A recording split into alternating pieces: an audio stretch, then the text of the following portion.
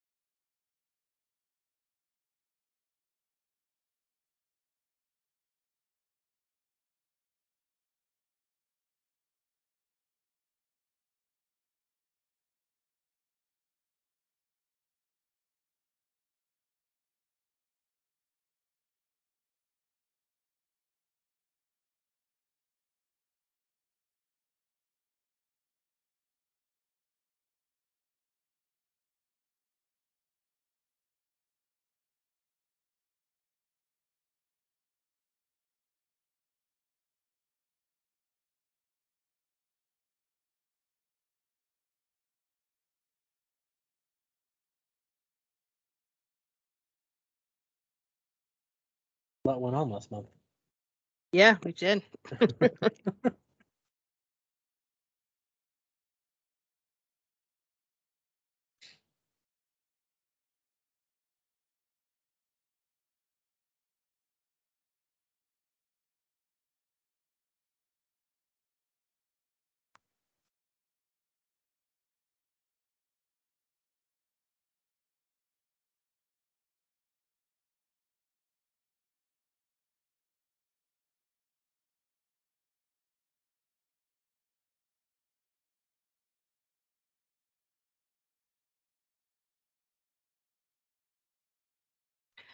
Okay, thank you, Louis. So if there are any objections, corrections to the minutes, please let us know. If not, I will put it out there that we are in consensus for approval of the minutes. Okay. So Louis just also put in the chat the sign in if our members and guests can please sign in. And also while I have Louis here, Louis, who is left to sign the bylaws? Let me jump into DocuSign. Yeah, I want to thank everyone who went in and DocuSigned the bylaws. We are good in our update, which will be as of last meeting. And if the two members, I think there's 2 or 3 that have not. I was guilty until Friday, just so everyone knows. I know you. So if you are left I out, don't want to say anything. I'm only but... a few days ahead of you, so please. He's like, did everyone sign it? I was like, you didn't sign it. All right, so we have everyone. no We're judgment. waiting for James Vasquez, High School U of T, and we're waiting for Marcia Bryson from DC 37. All right. And So we don't have a DPAC. We don't have a DPAC rep. So yes, Esther is working on our new DPAC rep. Our last one, there's two that both the rep and the alternate both said that it's not something they can take on this year. So we're going to be doing new DPAC elections just for Francis and Shirley, so you guys know as well. Okay, so then after those two signatures, our bylaws are great unless there's something that somebody else would want to open up and make any type of recommendation. I did also want to give a shout out and a big thank you to Melinda Willens. Melinda really did go over all of our CEPs with our schools. SLTs made recommendations, and we are working with schools to make those changes.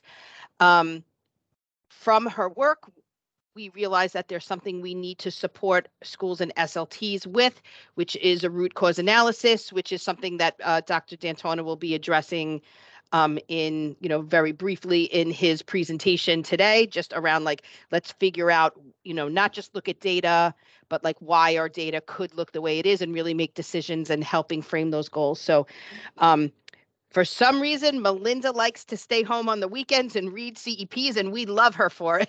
So, and our principals really did appreciate the feedback that she was giving.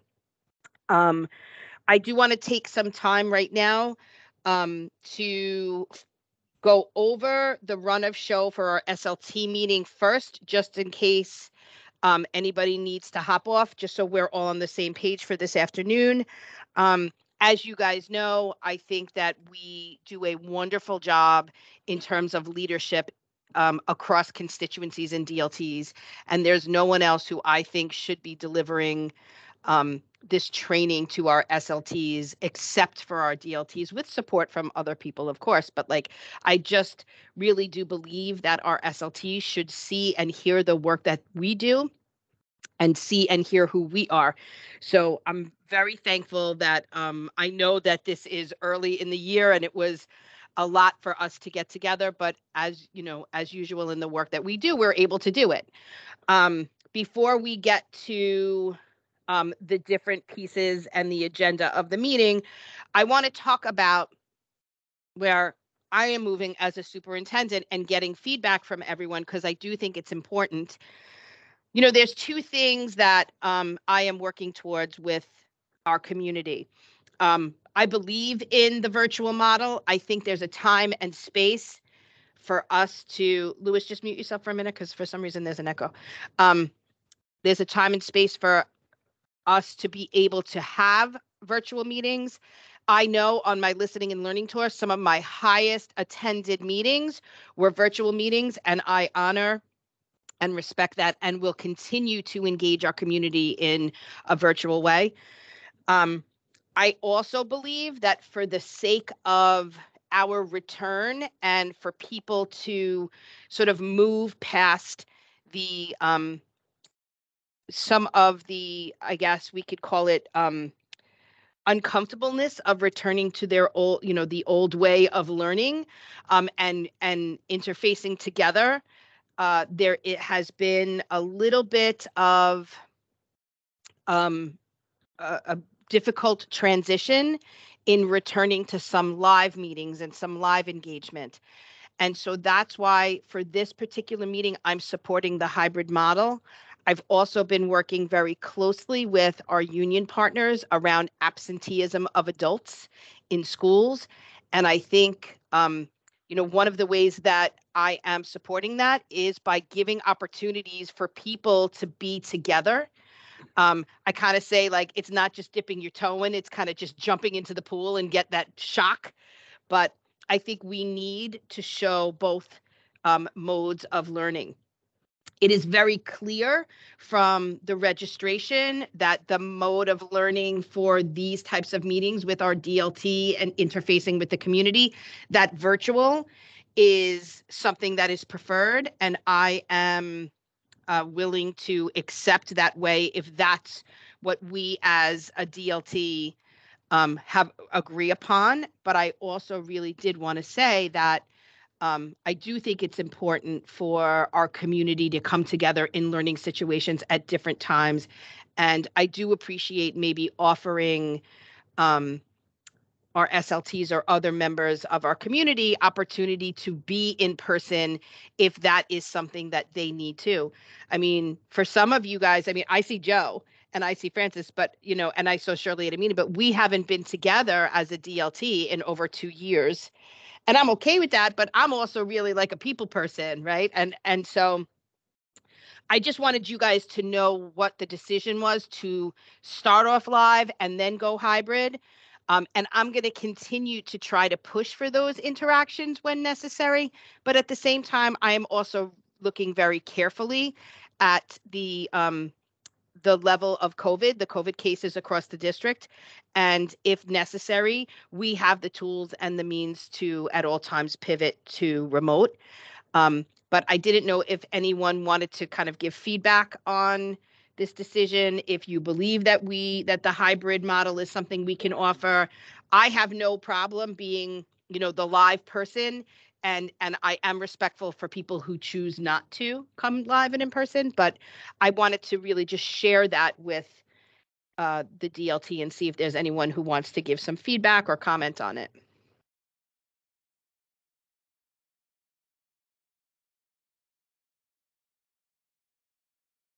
Okay, well, that went well. Okay. Yes. Okay, Shirley, go ahead. Hi, Shirley. I like hybrid. I like hybrid, so it gives you a choice to be person or virtual. So sometimes you can be in person and sometimes you can't. So it gives you an option. Yep, perfect. And I will let everyone know that because I support hybrid very much the same way as Joe DiBenedetto did for the CEC, that I will always be that person that will be the live. So you don't have to worry. So everyone has the choice, and I will be that live person so hybrid can continue as well. So we don't, I'm sorry, Danielle, we don't need to have a special excuse to be hybrid, to go remote. You could just choose to go remote. Yeah, I mean, we've made a choice as a DLT. Just so, I mean, unless anything's going to change, we've made a choice to stay remote. I'm good with that. I'm okay with us staying remote as a DLT. But the public engagement and the public facing work, I would like to be hybrid in all spaces of my superintendency, which would include the DLT with your agreement. And no, Francis, you don't have to have an excuse because I will always be the live person. So I would be interfacing with anybody in the community who chooses to come and anyone on the DLT who chooses to come. And of course, Lewis will be there doing the live streaming and hybrid, and we're very lucky to have you, Lewis, as well. And because I'm going to be there, Dr. Mike's going to be there, and that's just the way it's. So there'll always be live people, is what I'm saying to the leadership team today. So I guess I hope I answered your question, Francis. Yeah, no, you don't have an excuse to be hybrid.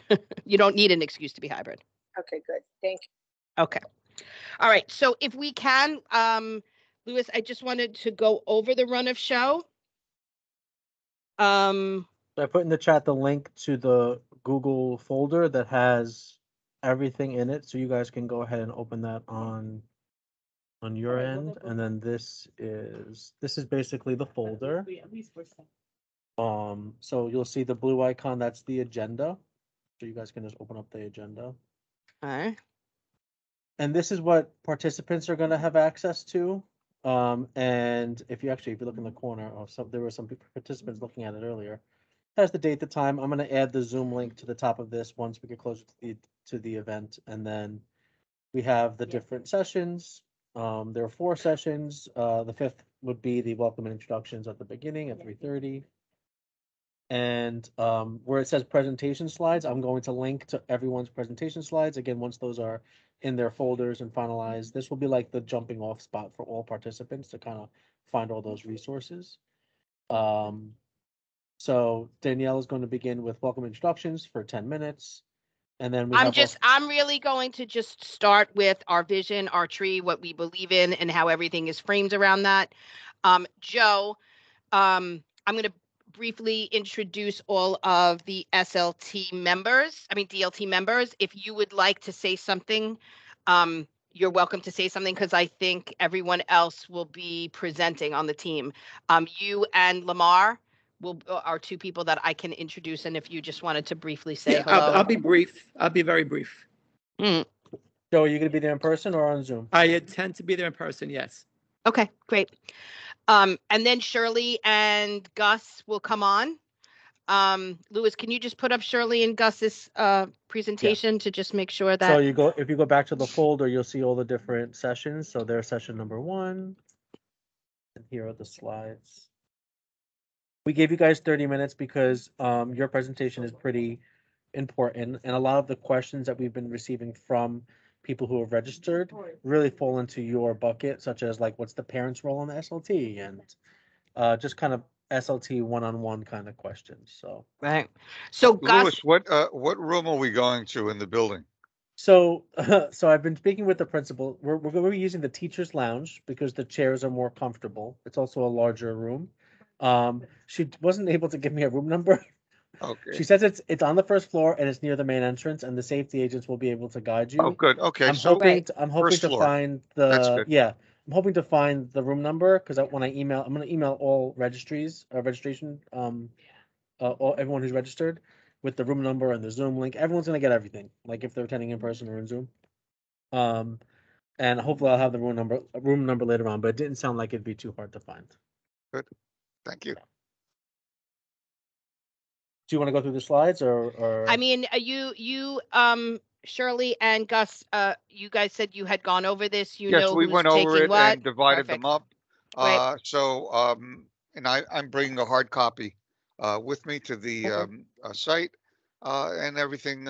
We've done it before. So Gus, my only question is, do you think that SLTs are okay with the requirements of the new template? Or that's not something we need to go over with them? You mean the DCP template? No, they had a new one this year for themselves, right? For the CEP? Mm-hmm. I think everybody has already gone through that because Okay. the deadline is passed. We've, the template is the same as it was last year, except for the, chancellor's priorities. Yep. There's nothing. There's a slide on iPlan. So Okay. I usually talk about, iPlan and the CEP, where it resides, and any issues that come up on those slides. And Okay. as I always say, if any school or group of schools need any help with specialized on focusing on the CEP, all they have to do is schedule it. Okay. I mean, the reason I say that is because as we get to Mike's section, he's going to be benchmarking of CEP goals. So, if you could just click on Mike's session 2. I don't know if there's anything in here yet. Oh, this is probably last year's slides. Oh, yeah. So these are I had put the slides in from last year just as a placeholder. This is Okay. last year's slide. So I'm gonna when I'm finished sharing, I'll put Mike. Are you sending it to me, Dr. Mike? Yeah, I sent it to you. Yeah, I mean the CEP structure hasn't changed. Okay. Okay. So then that's fine. So Mike is actually going to go over. This is Mike's slides, but he's gonna go through it, right? You're gonna go over it, Mike. All right. So we're gonna He does. He's going to go through progress monitoring. Yeah, and he's actually going to. I think, Mike, this is part of your conversation, right, for the second part of our agenda, or is this just for the new CEP piece? Do you have everything in? Yeah. So we'll go. Mike is going to go through his. Yeah, it's going to be both. So Mike is going to go over this when he goes over the new DCEP structure. He's going to go through everything with all of you guys and then eliminate some of it for the DLT training because the community doesn't need to see every piece of this. But so this will be a sampling of what will be there this afternoon. So we'll go through this at the second part of the agenda. All right. And then the next piece is MT Francis and Yep. myself. And again, this Fran- is, oh, I gotta log in again. Hold on. And you're doing MTSS. Yep, we're doing MTSS. Yeah. And Francis is doing it from the parent perspective, which we believe is really important, just around parents really having an understanding of what they can ask for if their child is struggling. What are some of the signs that they can see, the difference between tier 1, 2, and 3, and what that instruction looks like, and that parents should be asking for MTSS supports. But MTSS, which I'm going to go over, is also an expectation for SLTs to make sure that they have programs and systems in place to deliver MTSS support. So I'm going to be going over that as well. And then Paula is going to do the age-old question that for some reason comes up, that people think that we're keeping our budget a secret. By no means is the budget a secret.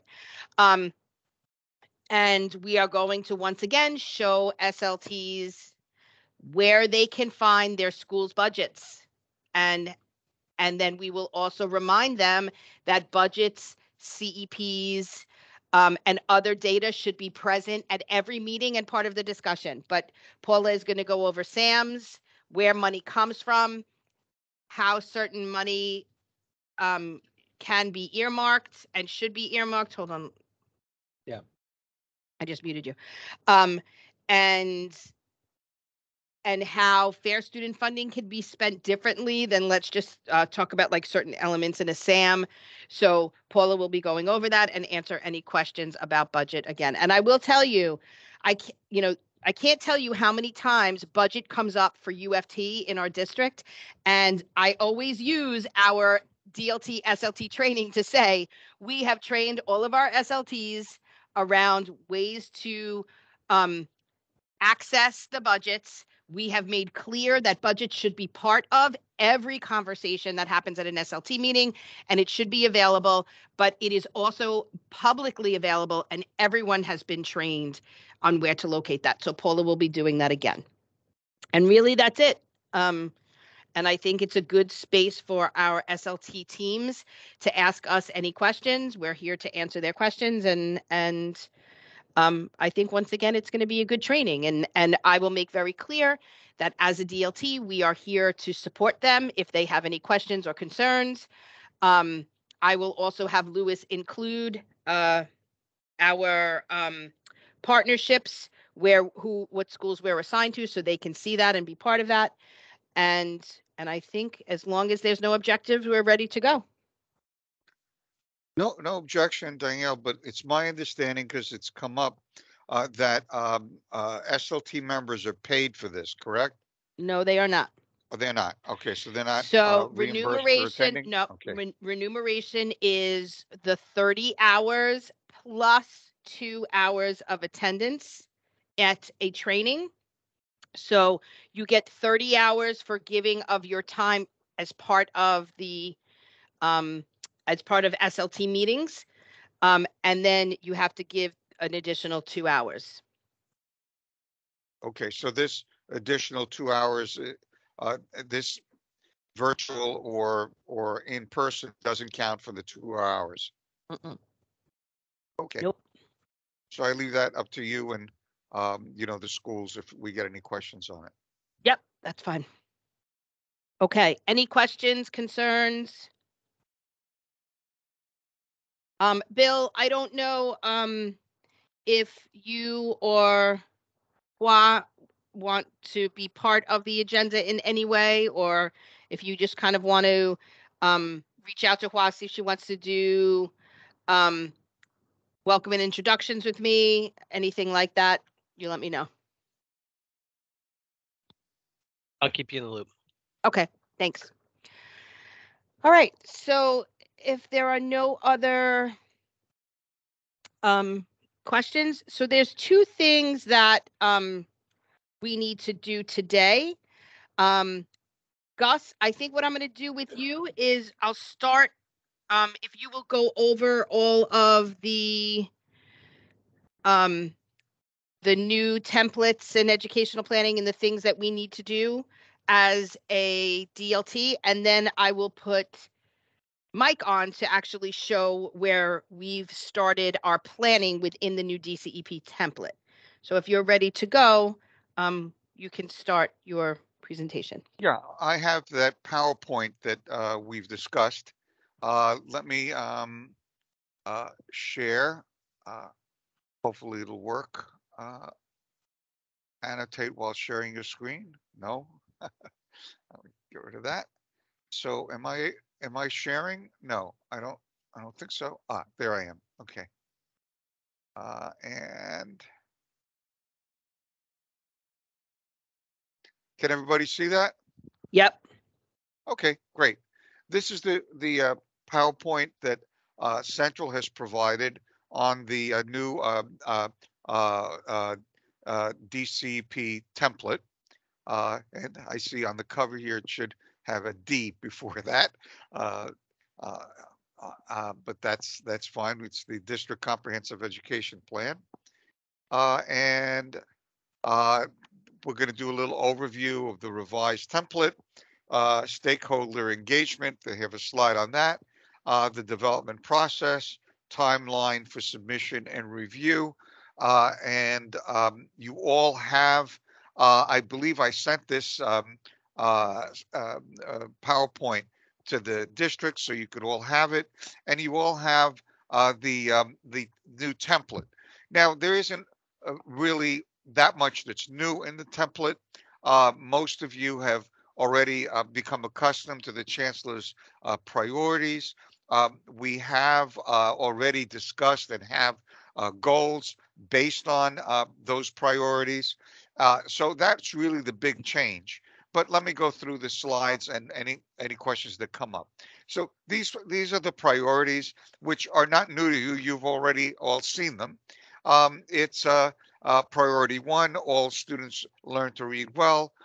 Priority 2, all students are physically and emotionally safe. 3, all students have high quality academic experience. 4, all students graduate college and career ready and have a strong plan and pathway to economic security. And 5, redesign the system to be more inclusive and responsive to parents and families, including the families choose from public schools. So we've seen these before, and I believe our current goals, the ones that we worked on, fit nicely into each one of these. So, the new template should be relatively seamless in terms of the work that we've already done. So the big change is that there are 2 versions of the DCP template, one for community school districts and one for high school districts. Again, this is less of a change for us than it might be for other districts throughout the city because we've always done 2 separate documents that were put together. The difference now is that they're not going to be put together. They're just the high school DCEP is inclusive of all of Superintendent 2 schools and the other superintendents that represent schools in each geographic district are doing their own. So in our case, and I did a analysis, other than Superintendent 2, we have 2 schools for Fred Walsh, 1 for Alan Chang, 1 for Richard Cintron, and 2 for Joan Sullivan. So those particular District 25 schools will appear in those respective superintendents' DCP documents. Superintendent 2's document will include the other District 25 schools as they have in the past, but in addition to the other schools for the geographic district. So Gus, they're only Joe doing has one Joe, document. Joe has a question. He Sure, just put his hand Joe. up. Joe. I'm sorry, Gus. I don't mean Yeah. to interrupt, but how does that apply to state accountability? Because the state sees us as K to 12, right? Yes, the state always has looked at every geographic district as K to 12. And as in the past, the DCP is all inclusive. It encompasses from K to 12. So geographically, if you were looking at the DCPs as a document for the geographic district, what you're looking at is you're looking at Community School District 25's DCP, and then you're looking at Superintendent Two's, Walsh, Chang, Cintron, and Sullivan's DCPs as part of all of Geographic District 25. So it would Now, kind of be like a consolidated plan almost? yeah, like a consolidated plan. Thank you. That's a Okay. good way of So that would be one version, not looking at two. Uh, That would make it one each version, correct? well, it's how many documents would it be? The district is 1, 2, 3, 4, 5. It's 5 documents, right? 5 or 6 documents altogether. And all of those documents, and this has already come up. Shirley actually emailed Sharon Rencher about the process and how the DLT geographically would become aware of all of these. So the response, Shirley, you had the response. I read it, and I had sort of a general idea is that all of these documents will be shared with each geographic DLT. Is that your understanding as well, Shirley? Are you there? Well, that's my understanding. And so, yeah. I guess so. The question really is, so each of us as superintendents are responsible for our own CEPs for the schools that we manage. Correct. And then we will still have a representative that will be selected from the Office of School Leadership around. So one person or superintendent from high schools that structure is not changing, right? They would still be representative, like Superintendent Twos for District 25. So she would still be the representative for the superintendents for District 25, correct? Correct. And my understanding is that, I mean, we have always had representation on our DLT for the high school, Right. level. And it's a consultation process among the high school superintendents in terms of coordinating their documents. And then I guess, right. Yeah. And then I guess So we would Gus, I do want to jump in though. Yeah, go ahead. Bill. So I was told that from my lens, I'm only providing data for Superintendent 2 schools. And those are the only schools that I'll be working with throughout this process, just so that everyone's aware. Right. That's fine. The other documents will contain whatever data that they're pulling from for the other schools. And I have, because it came up at our previous DLT, there was a question. Remember the charts that we looked at last meeting, ladies and gentlemen? Those charts were all inclusive of all the high schools at the geographic district. What I did was I looked at the high schools for Walsh and Cintron and Sullivan and the others, and I have I can tell you what the graduation rates are for those other high schools, and those are the graduation rate levels that are included in that chart that I discussed last time. So wait, Joe, is your hand up still, or? Yeah, I'm sorry. Oh. I'm a little bit confused. So how will we get updates from the other schools then if the consultation from the high school only applies to the schools that are part of this? I'm a little bit confused. Yeah, there's nothing. It's my understanding that the other superintendents that have schools in the geographic district can send a representative or come themselves to a DLT and talk about those particular schools at any time. Does that make sense? Maybe I'm looking too much into this, but to me, it doesn't make sense that way. Well, because they're not required to, right? Well, look, I mean, if you have a high school that is not Superintendent Twos, that is impacting District 25, that is of particular concern, then the DLT can ask that that high school be, represented, and the data for that high school be discussed at the DLT. In District 24, for example, even though Superintendent Chan, Alan Chang, was not the majority high school representative on that geographic district, he had a representative come and participate at the DLT. So that's the model that I am familiar with, Joe. It is not a system that I've created, and it is uh, a bit complicated. But the advantage of it is that now every high school superintendent will have their own DCP for all of their respective high schools. So, they're discrete documents, and the structure really of the document is the same as this. It doesn't differ from what I can see in a dramatic way from the one from the community schools that at this point. But the DLT, certainly could ask and receive copies of the other DCPs for, which you have schools in, and see, what their goals are and what they are proposing to do to improve those particular schools in District 25. Yeah, so Gus, Yeah. that should not be something the DLT asks. That should be something the DLT is given. So if you Okay. could escalate that, Then I mean, I will. yeah, because yeah, I will make it my business to yeah. obtain them. I mean, I You know, already I mean, know that's, which yeah. superintendents apply.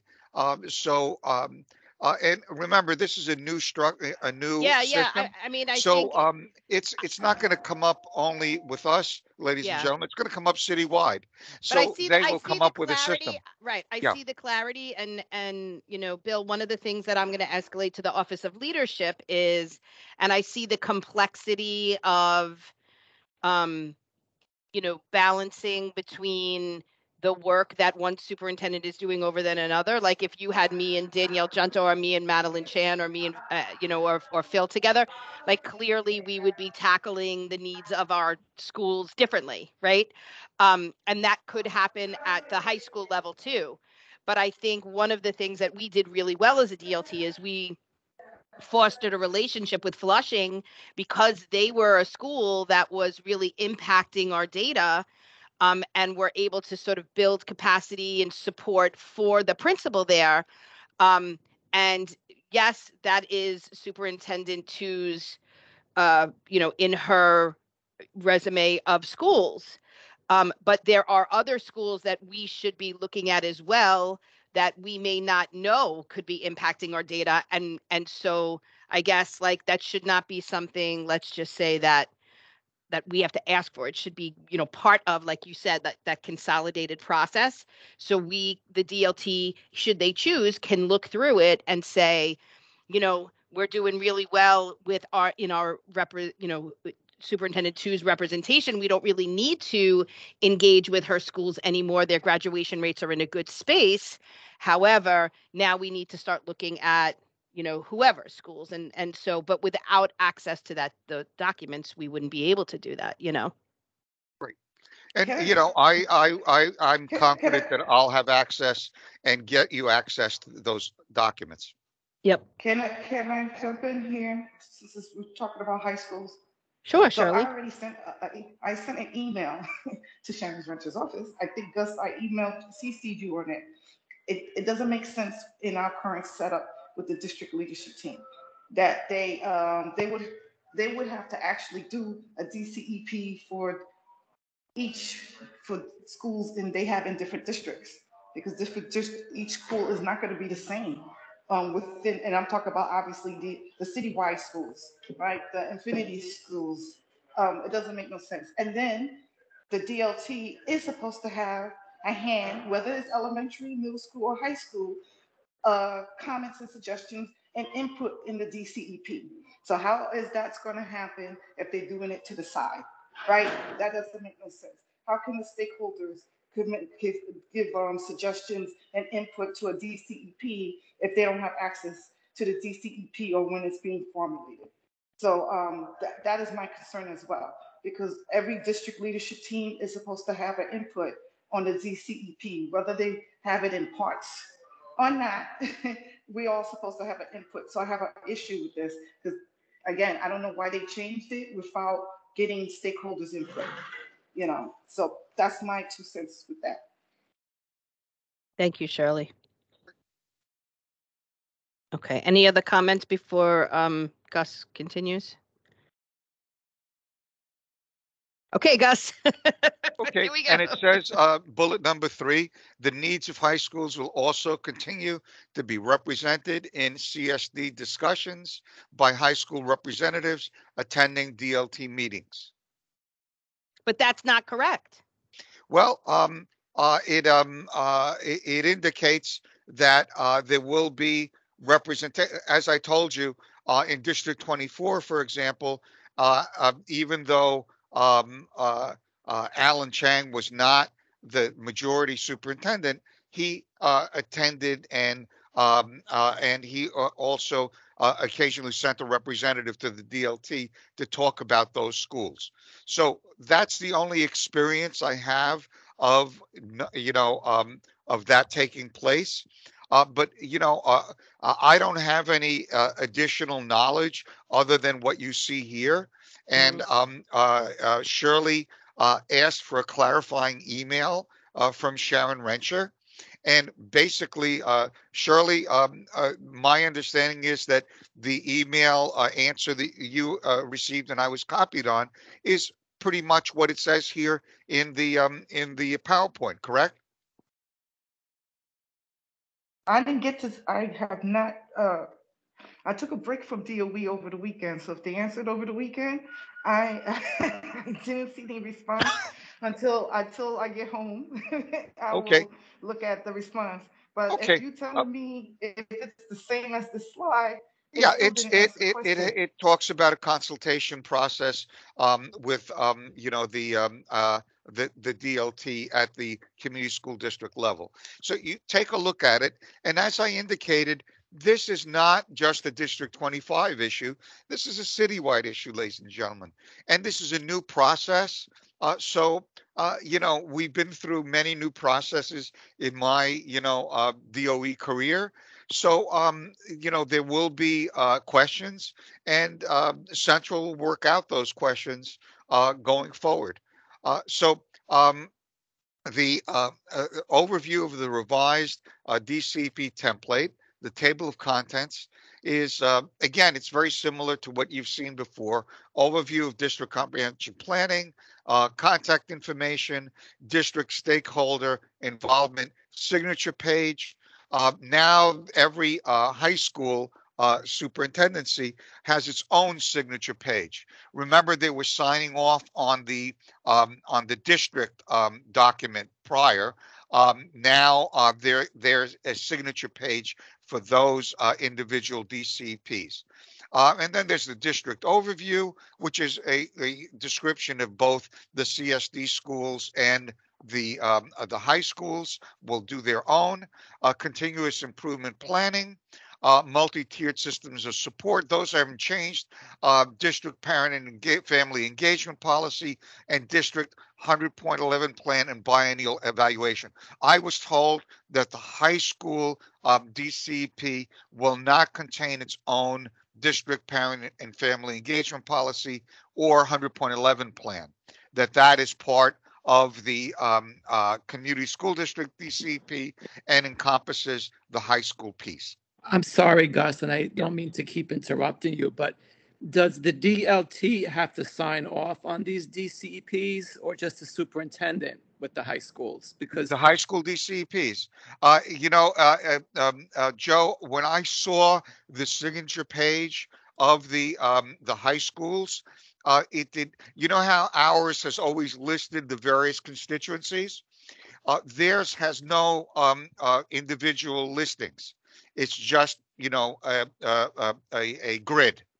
So I asked that question at a meeting, and I was told that, and that's what's in the email and in the guidance, that the constituencies, in other words, CSA, UFT, and parents have to have representation and sign-offs on the high school document the way they do on the community school district document. That was the answer I received. And how that's worked out in detail is something that I guess we'll find out more about going forward. But it's not all DLT then, right? I mean, It's not the entire DLT. It is those constituencies. For example, Vasquez, he's a high school person for UFT. He always has been. James, and he is, or his representative is supposed to sign our Community School District 25 DLT. So my expectation is that he would sign the high school document or documents. Again, this needs to be worked out. And I apologize, but I'm giving you my best understanding of all of this based on the meetings that I've attended. And I have to say that once again, District 25 has been very proactive because, as Shirley mentioned, she emailed Sharon Rencher and asked some of these questions and asked for clarification already. Yeah, and Shirley has Yeah. her hands up again. Yes, Gus. go ahead, Shirley.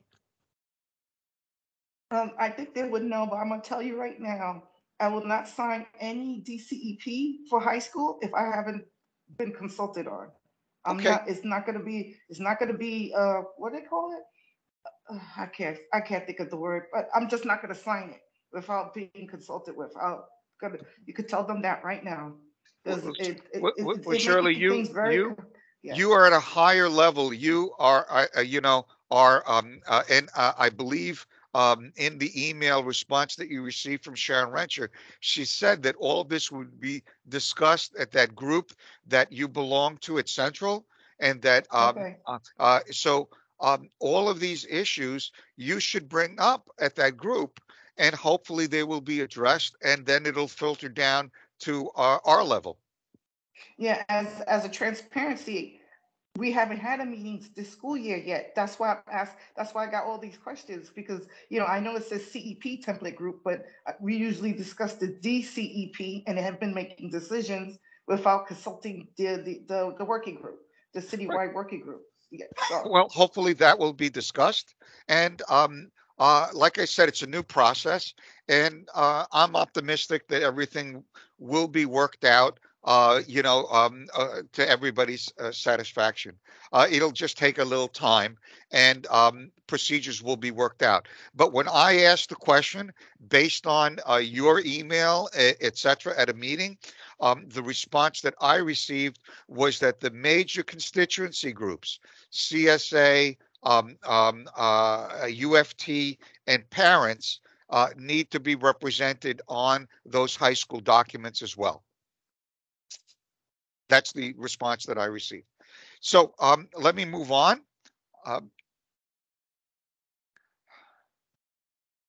Table of contents of the high school DCP. You see that it's identical, except I see that I was wrong. They have a parent and family engagement policy of their own. They're just not going to do the 100.11 plan, which makes sense.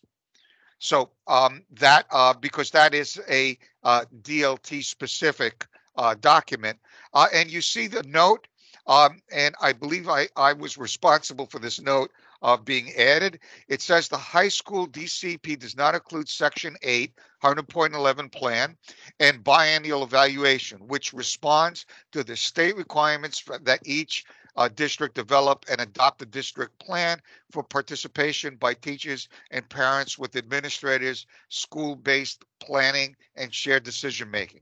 This plan is developed in collaboration with the district leadership team, referred to, Chancellor's Regulations A655, and high school representatives who serve on the DLT will participate in this process. So there's a note there as to why that section is left out. Expectation for stakeholder engagement. So this is what really we've been talking about. For community school districts, the district comprehensive education plan is developed by the district leadership team in accordance with the requirements of Chancellor's Regulation A655. The high school level district comprehensive plan is developed by the high school superintendent in consultation with high school stakeholder representatives. The DCP aligns with the New York City DOE systems-wide priorities and satisfies all regulatory requirements set forth by New York State Ed Department under 100.11 Commissioners, Regulations, and Federal ESA. Note, the signatures, and this is, again, I believe my question had this note added, the signatures of constituency representatives indicate that consultation has occurred in the development of the district comprehensive education plan and in the review, development, and implementation and adaptation of the current parent and family engagement policy. So that speaks to your comment earlier, Shirley, and the actual involvement and procedures for that constituency consultation. And when I brought this up, it was pointed out to me that just like in the past, people are signing off on is consultation, that you've discussed it, that you have been talked to about it, not that you approve every word in the document. Remember, we've talked about this many times. Consultation is different than approval. So the signatures are consultation signatures, both at in the high school document and in the community school district document. So this is the slide on stakeholder engagement. The DCP development process. There's not very much that's new here. It's step one, step two, the needs assessment. We've seen these before. In fact, I believe we've seen this exact slide before in terms of the DCP development process. So I'm not going to go over every piece of it. I believe we've already engaged in this process pretty much in District 25, and that's why we have the preliminary goals that we've already developed. Process monitoring. This is something that, again, you've discussed, and I believe that Dr. D'Antona is going to discuss his presentation. Yes. And it's something that relates directly to the schools. There's alignment between what's done at the CP school level in terms of progress monitoring and district-wide progress monitoring as well. And then here's the timeline. And, we advocated, and I believe that Sharon Rencher was able to get us a little bit extra time than what was initially there.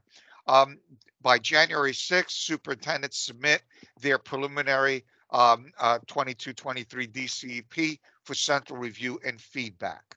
And then January 9th and the 19th, DSL chiefs and state federal education policy and planning team review preliminary DCPs and provide supportive feedback. And then superintendents by January 20th are supposed to receive feedback on their DCP, and then they take it back to the by February 10th to DLTs and high school superintendents / stakeholder reps. That's that other process for consultation that the high school superintendents are supposed to engage in, and revisions are made based on that feedback and shared as appropriate. by February 17th, DLTs and high school superintendent review and sign the stakeholder signature page. Signatures may be collected virtually via DocuSign as in the past. And then by the 27th, superintendents approve finalized 22-23 DCPs for public posting, approval, and and they're going to start to be publicly posted on a rolling basis. So one of the issues that I'm sure are immediately apparent to everybody's mind is the DLT meetings take place at different times during the month. These dates might be before or after a particular district citywide has had its DLT meeting. And the consultation process at the high school level is different than the actual monthly DCP meetings. That's what's implied here. And that's what needs to be discussed at the high school level and worked out. And then but the way this timeline works is that everything is supposed to be, over in terms of, although it's a living document the way CEPs are, but posting is supposed to be on a rolling basis. I asked the question, ladies and gentlemen, whether all of this will be done on a Microsoft Word document or online. And the answer I received was that right now it's a Microsoft Word document. They're looking into having it the possibility of this process being moved to iPlan as it was in the distant past. But more to come on that. That I didn't get a definitive answer on that. Right now, the templates that we have to work with, and time is of the essence, are those Microsoft Word documents. And then periodically, districts monitor progress towards the annual goals and update action plans as appropriate, as we've done in the past. There's nothing new here. The DSL central team will review the DCPs to assess the extent to which district targets have been met. That's, again, a new process that we will, I assume, receive more information on going forward. Questions and answers, we've already done that. And, the usual thank you, etc. Now, if it's okay, Danielle, quickly, I just want to share the graduation levels that I worked out for the high schools that are not superintendent twos that Bill Doyle will go over, if that's okay. Yep. Okay. Yep. And Superintendent Walsh has 25Q 241. Their graduation rate, based on the central data that I looked at, was 89.5%. This is the 4-year June graduation rate, based on the 2017 cohort. Yeah, that's so everyone knows, that's Queens High School of Inquiry. Right. USI. Okay. Yeah, I have the names here. Do you want me to give you the names too? I can do that. Yep. Just so people know. Okay. Yeah. 25Q 252, which is also Superintendent Walsh, is 252 is High School for Inquiry. The other one was Queens High School for Language Studies. Okay. Okay. And they're 95.1. 252 is 95.1? 0.1, yes. Okay. Percent. And then Superintendent Chang has 25Q 263, which is Flushing International High School, and they're 80.6%. And then Superintendent Cintron has 25Q 281, which is East West School of International Studies. They're 73.3%. And now we have two what are called transfer schools in geographic area District 25. And I've discussed this with Superintendent DeMango, so she's aware one of them is a TSI school and the other one is a CSI school. So they're already in improvement status. And one issue with transfer schools is their criteria in terms of assessment is different than regular high schools, although the state includes them in the accountability system. Again, in preparation, because I've tried to do my homework, anticipating your questions prior to this meeting, I contacted Dan Atkins, which some of you may remember because he worked with Flushing High School in the past. He is the transfer school specialist, and their graduation rates, 25Q540, which is Queens Academy High School, which belongs to Joan Sullivan, it's 11.4. So it's very low, which, and that's using the regular criteria for Queen. Now, how the state is going to address that, we don't know yet. And I asked Dan because he's the transfer, and he's Sullivan's, my colleague on Sullivan's, DCP team. And he said, well, we're still waiting for the state to tell us how they're addressing transfer high school data.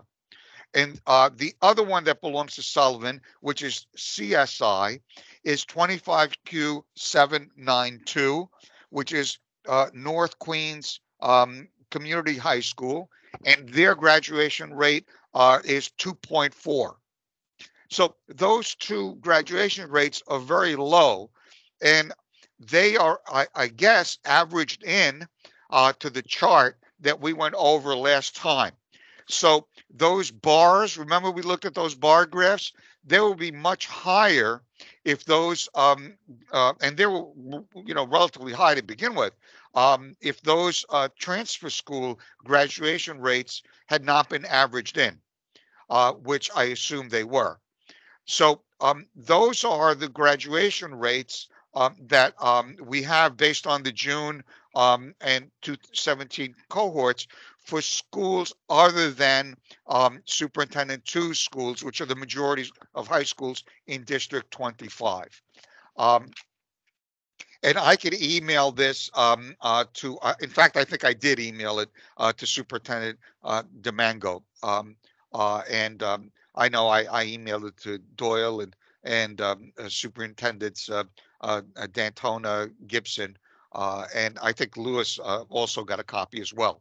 So, and I have if anybody wants more of a breakdown, I have an Excel spreadsheet that I got from Central that breaks down, various subgroups, et cetera, the way it does for all of the other high schools as well. But I wanted to share, that's sort of like the big picture. And so other than Flushing, we have two other schools in improvement status in geographic District 25 that I don't think we've discussed very much in our DLT deliberations in the past. And maybe going forward, we'll now with this new configuration talk about more. Gus, can you just let us know, like, I know that there is an official graduation target number. Is that still the case? Well, here's the target number. According to the accountability criteria that the state has, 67% is the cutoff. Any school that falls below the 67% is automatically put into improvement status. Bill, you're on the call, right? Am I correct on that? Is that your understanding as well? My understanding is, right, we want to have 100% of the kids graduate all the time, but yeah, what you're saying about ESSA certainly is correct. Thank you, Bill. Now, do I remember a number of 88%, or is that something else? I think that may have been something else. That's something else. All right. Yeah. That 67% is, I mean, 88% might be one of the targets Right. that we aspire to. But in terms of accountability, if you're automatically below, if you're below that 60, you're just automatically in improvement status. And depending on your where you are in the state and your subgroups, then you end up with CSI or TSI. Yes. All right, Joe. Joe has a question. Yeah, I'm sorry. So I thought Flushing came out of that because I thought they had significantly improved. We're still waiting for the new list from the state. I'm optimistic that they will be taken off of the list, Joe, because they have dramatically improved, and Bill can speak to that. In fact, we have been instructed, Bill Doyle and I, as you know, we've been conducting, along with the district representatives, school visits and CEP support at Flushing High School. We are scheduling them again this academic year.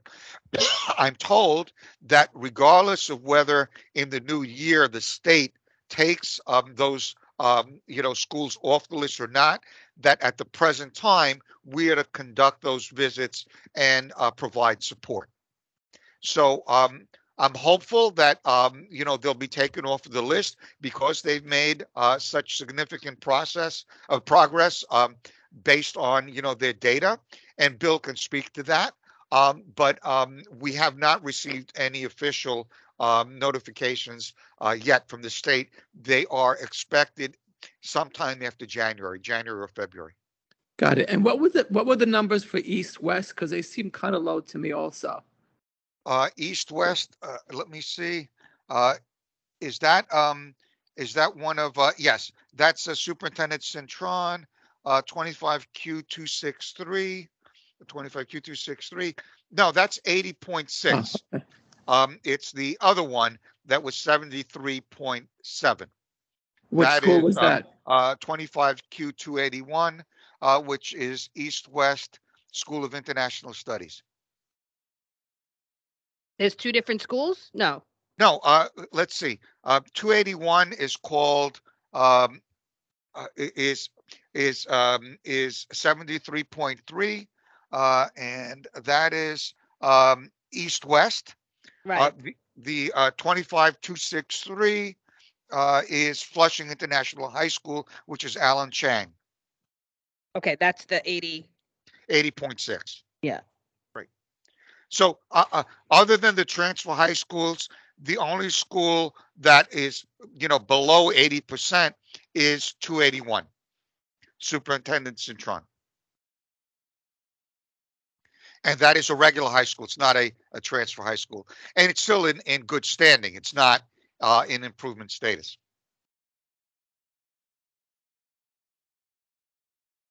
Okay. I know it's complicated, folks. Again, I'm doing the best that I can to explain everything to you as based on the information I have. Okay, so that is the DCP presentation that I have. You have both the high school and the community school district templates to look at as well. And I believe I sent this PowerPoint to the superintendent's office, and so that can be shared as well. Okay. Any other questions for Gus?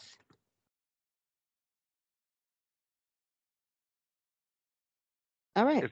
If not, let me turn to the consolidated application, which is my other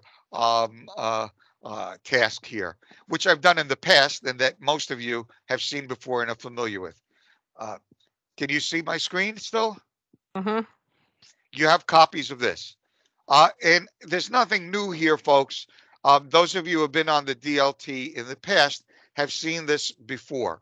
The consolidated application is the document that contains the reimbursable funds, Title I being the majority piece, but of all federal and state allocation programs to districts. We have a hard copy of that document that is not shared electronically or duplicated, other than one copy that I already gave to the district office. Any DLT member, as in the past, can make a appointment to review it if they wish. What you have here is you have the table of contents of what's in it. And as in the past, there is a consultation page which you're asked to sign, and we collect to give to the state using DocuSign. So once this presentation is over, you will, as you did last year, those of you who were with us last year, get an email from me. And it's a process. DocuSign is one of those electronic programs that I have some challenges with. So you'll sign it. You may get another email. People, their email addresses might not be 100% correct, and so I will have to send it again. But please, when you get the email for DocuSign from me, do go in and click on it.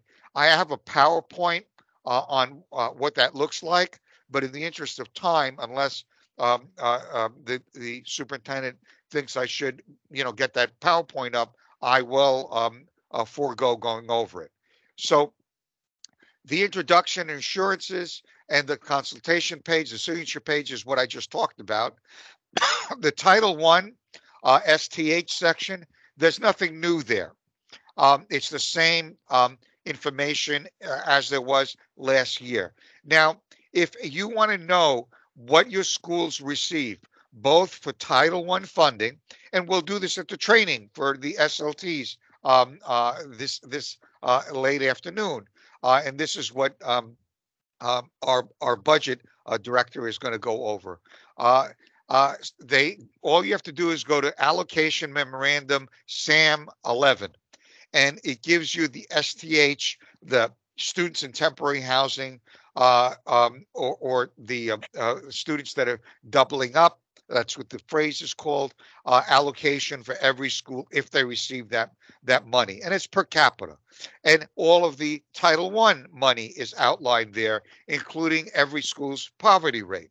And it also gives you the set aside for the parents. So there's full transparency here, ladies and gentlemen. You don't need any code to get it, SAM 11.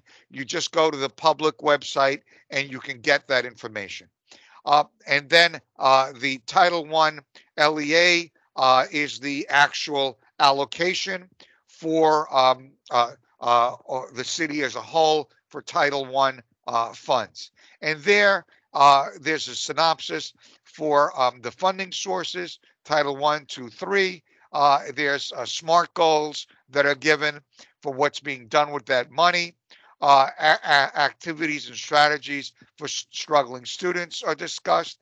Information for highly qualified teachers. Overview of early childhood programs. There's no new update. It's the same as last year in terms of the categories. There might be a few small tweaks here and then, but it's the same pretty much as it was in the past. Then there's homeless student information, which is a chart, fiscal information, and checkoffs. There's a overview of programs that address specific student needs and impact student achievement. There's also a section there for public and private school information. These page numbers, ladies and gentlemen, correspond to the page numbers of the actual paper document that I've given the district office, and that is available to you if you wish to look at it. Allocation charts, and again, all of this is publicly available in SAM 11. Information about neglected and delinquent facilities that I guess has been updated, and then Title I fiscal and local for neglected and delinquent youth. There's some of that at middle schools, but primarily it's high school information about students who have missed school for various reasons. Also support for English language arts, math guidance services is listed there. Uh, uh, Special PD for teachers of neglected and delinquent youth programs. Um, I don't know whether they still call some of those programs ABC. Um, I'll leave it to my colleague Bill Doyle, if people have any questions about those special programs at the high school level. I'm sure he's more familiar with them than I am. In fact, he was an acting high school principal until recently, so he got to experience some of this firsthand. Um, uh, Title II is programs, again, with students with obstacles that have special needs, allocation tables addressing equity gaps. Um, Title II is teacher recruitment and professional development, early class size reduction. Some of that you're familiar with in terms of allocations to schools, and that's in SAM 12. So if you want to know how much money your particular school, it's very important at the elementary school level and middle school level as well, you can go to SAM 11. You see that here, and you can click on that, and it'll give you the allocation for every single school. Title 3L, fiscal information. Now, remember, if you have 30 or more L students, multilingual learners, those schools get a special allocation, and they provide a plan for the extra help programs that they provide those students. And that's it's part of the CEP. So if you go to the school's website, and that's reviewed by a central team and is publicly available to all DLT members. So you can see what, if the school gets that money, what they're doing with it. All of the other L programs are also listed here centrally. Also for Title III, immigrant program, that's in SAM 14. That's special money that schools get if they've had an influx of immigrants. Uh, and those special allocations are outlined in SAM 14. So any District 25 school that gets that money, you can go to SAM 14 and see a description of what they're supposed to do with it and the amount of money that they receive.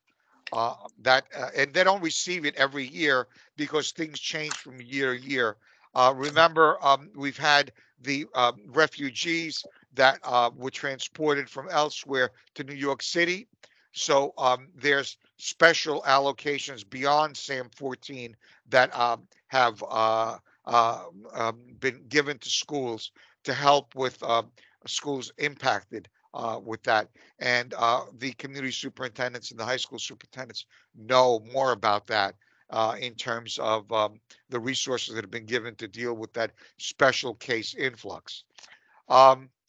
Title IV is, again, it relates to temporary housing. It relates to extended learning. Students primarily in improvement categories get that ELT funding. Chronic absenteeism funding, which is allocated to schools centrally, and supportive environment. The COVID money came from that, and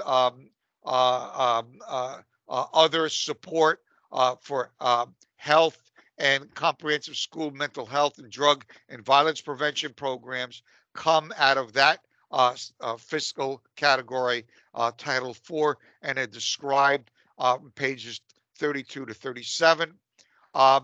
Private school piece is on page 40.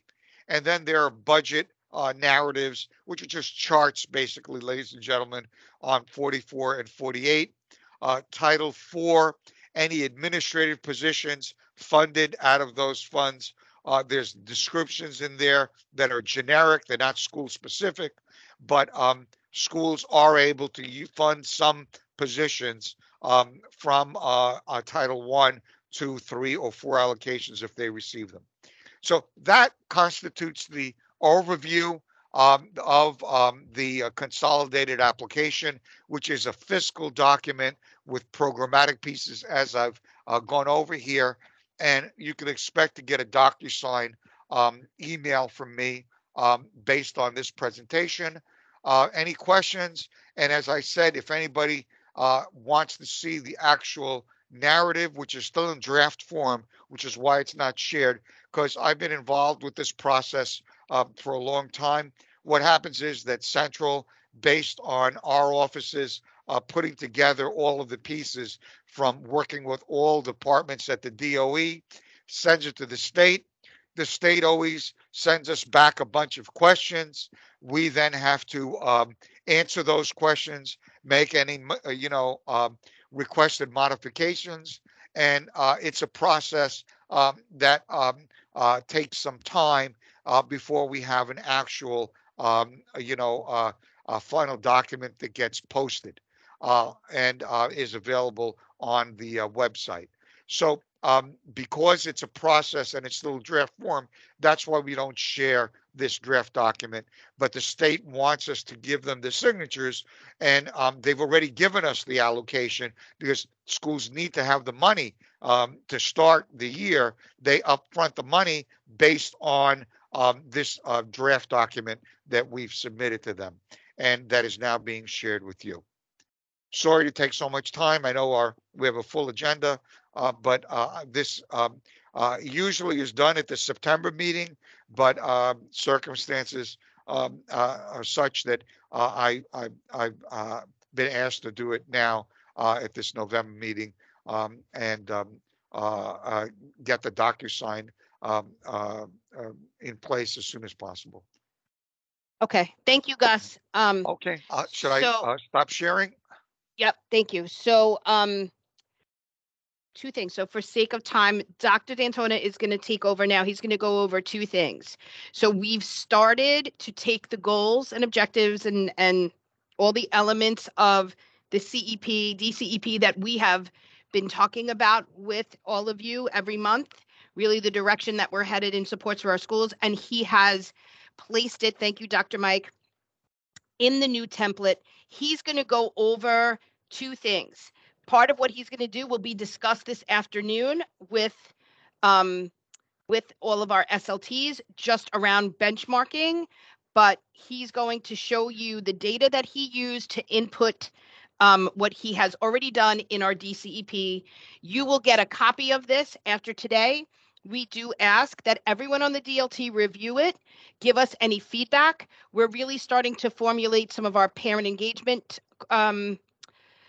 goals, and he's going to go over all that. So I'm going to turn that over to you, Dr. D'Antona, and thank you for working on this. Yeah, sure, you got it.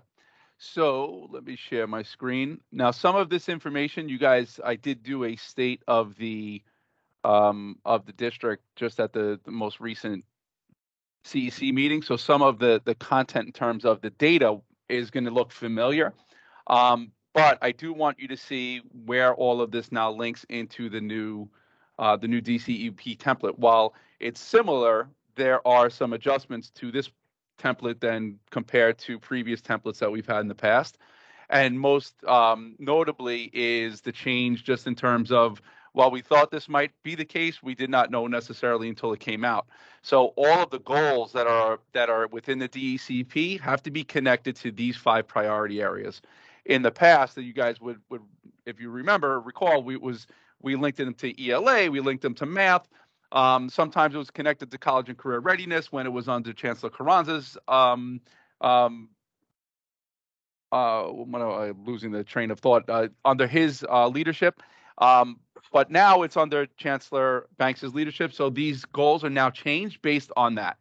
So what you'll see here is just a reflection of how we've taken what we've been talking about since the end of last school year, and as we move through the summer into the start of this school year, how those goals kind of align to what the Chancellor's priorities are.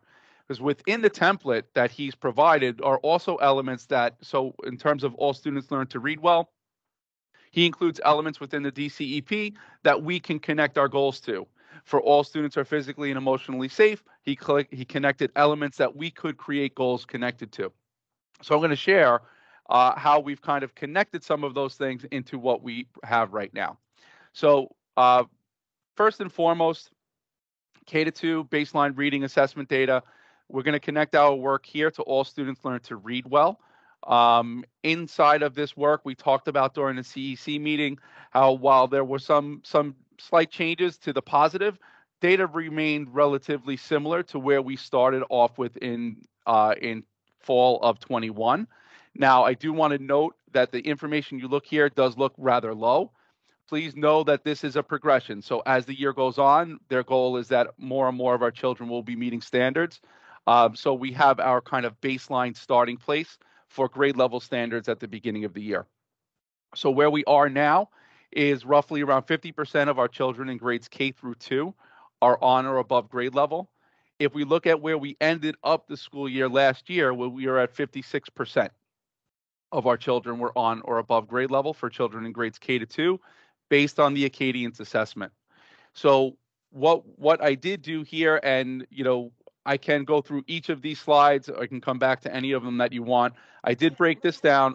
Yeah. Dr. Mike, so I think for sake of time, if everyone is okay, because I know that many of you have sat through the state of the district already, what Dr. Mike will do is I kind of show you how all of these assessments really have led to what we're focusing on within the DCEP. And so can you want to just do it that way, Mike? Yeah, the important part too with this is, and any of you that are certainly supporting SLTs, is when they're doing their progress monitoring, it needs to be inclusive of the information that's important for them as they're monitoring throughout the year. So if their goal is around K-2 improvements in reading, then their data set needs to be reflective of that. It should not be something that may or may not tell them how things have improved. It's got to be connected to the goals that they've created. In addition, there should be some kind of an explanation. So some families look at this chart and they have no idea what they're looking at. To be quite honest, some adults in education look at this and they're not sure at times, because bar graphs for some are just not their it's just not their thing. So having text to go along with what that is helpful for families. So I recommend for SLTs, and this is what I will talk about during the SLT meeting, is having some kind of a small little narrative around what the data says is just an important piece for your community to have. And Mike, can you just flip back to slide 5 for a second? Yeah, sure. So if you're looking at, so we have our actual performance, and this is for all students. And it's also important for SLTs, and Dr. Mike will talk about this today. Now, if you can go to slide 6, if you see the difference of students well below benchmark by subgroup. Now, here's what's really important. These are our K-2 learners. So these should be reading concerns that we are tackling right away. And so as we're looking at it as a district, you'll see what Dr. Mike is going to show you is how we're focusing on student reading. And we've been really pushing hard on our early childhood grades around buttoning up their phonics and phonemic awareness programs. I will tell you, we have always had them. It is not like we have not. And I want to be clear to the community that we have had programs such as Foundations for many, many years, but we are really now with our teams going into schools and supporting our teachers who may be struggling with the implementation of Foundations. Understand Foundations is both a visual and tactile program. We know that some learning losses could have occurred because of the fact that we were learning virtually. And if a parent really didn't, have access to truly understanding the nuances of Foundations, we could see some learning losses in that area. But what we are really honing in on in terms of this data is we need to make sure that we're looking at whole school as well as certain particular subgroups and tackling those. Because flip back to 5 again, Mike. You see, there's real differences between if you look at above benchmark and well below benchmark. There's there's things now. Flip back again. Yep. Mhm. There's things that we need to really start making sure that our tier 1 instruction is very strong and that our tier 2 and 3 supports are very strong. Sorry, go ahead, Mike. Yeah. So that in a nutshell is what this data is reflective of. It's the Acadience beginning of year screener for our students in grades K to 2. Again, broken down by each of the subgroups, and as Danielle mentioned, you'll see a variation as you go from subgroup to subgroup, which tells a story. And that's what data is intended to do. It should be able to tell you a story about what's happening, in this case in the district, but also at the school level. What story is the information telling you as a parent, as a teacher, as an administrator, as a student, so that we can make the adjustments necessary to improve outcomes. So where it also brings us, so that's kind of the overarching performance, but then it's what's going on in the individual components. So you'll see here, this is something that all schools should really be thinking about and talking about as well. How are we performing within the components of the assessment that are present here? So the areas that you see here that are 37, 23, the first sound fluency, the phoneme segmentation fluency, these are all basic foundational reading skills that kids need in order to be successful in learning how to break down words moving forward. And then you look at the things that are happening in grade 2, which are primarily the retail. This is where the retail is happening for our children in grade 2. They're performing at a much different rate than what our kids are in the earlier childhood grades. But if we're able to build those building blocks earlier on, then the goal is that those things will improve even more so for our children when they're in grade 2, 3, 4, 5, and so on. So what this tells us is where the data brings us in terms of our goal. So this is a snapshot right from the DCEP template. This is the way that it is kind of laid out, where they talk about priority needs, data trends, just a summary of. They're not looking for the full on, because we have mountains of information that we did go through. And then this other space of root cause, which I think is really important for SLTs to really be thinking about. And what we've been talking about with our building leaders is going through this 5 whys protocol. Keep asking that question, why? So when we see that we have our children are struggling in reading, question why. After you get your response, so why is that?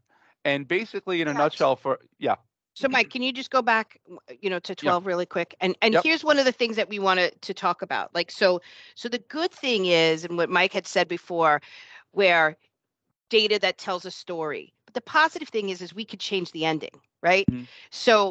But one of the things that Mike and I, during this why process and protocols that we went through with, for this particular piece, is we were saying retail and retail quality could be high because it is evidence of what our parents say that many families read to their children. Right? So students hear a story, they can retell what they heard, they memorize a story. How many of you have read your children the same story over and over and over again? They know the story, they can retell, they know to listen.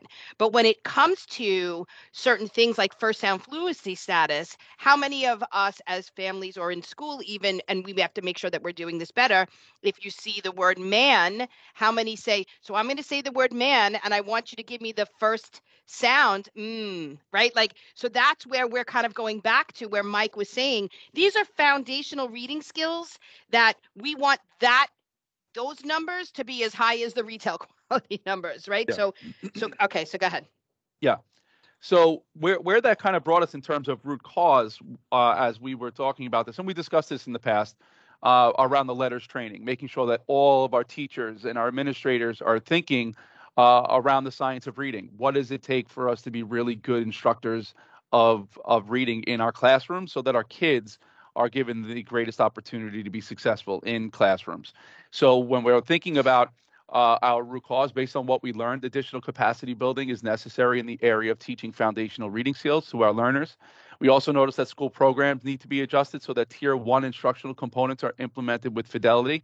You heard Danielle talk about programs like Foundations. It's a program that we have in our schools and have had in our schools.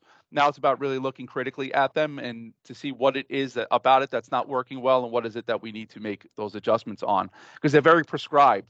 If we start changing the prescription, because various things happening during a given school day, it can impact our kids' ability to decode moving forward. So we're spending a lot of time talking about that with our building leaders as well. which brings us to our target population. Certainly all students, as you guys know, is always going to be of top of mind, but also around subgroups that we know are also impacted at this time, which are Black and our Hispanic learners.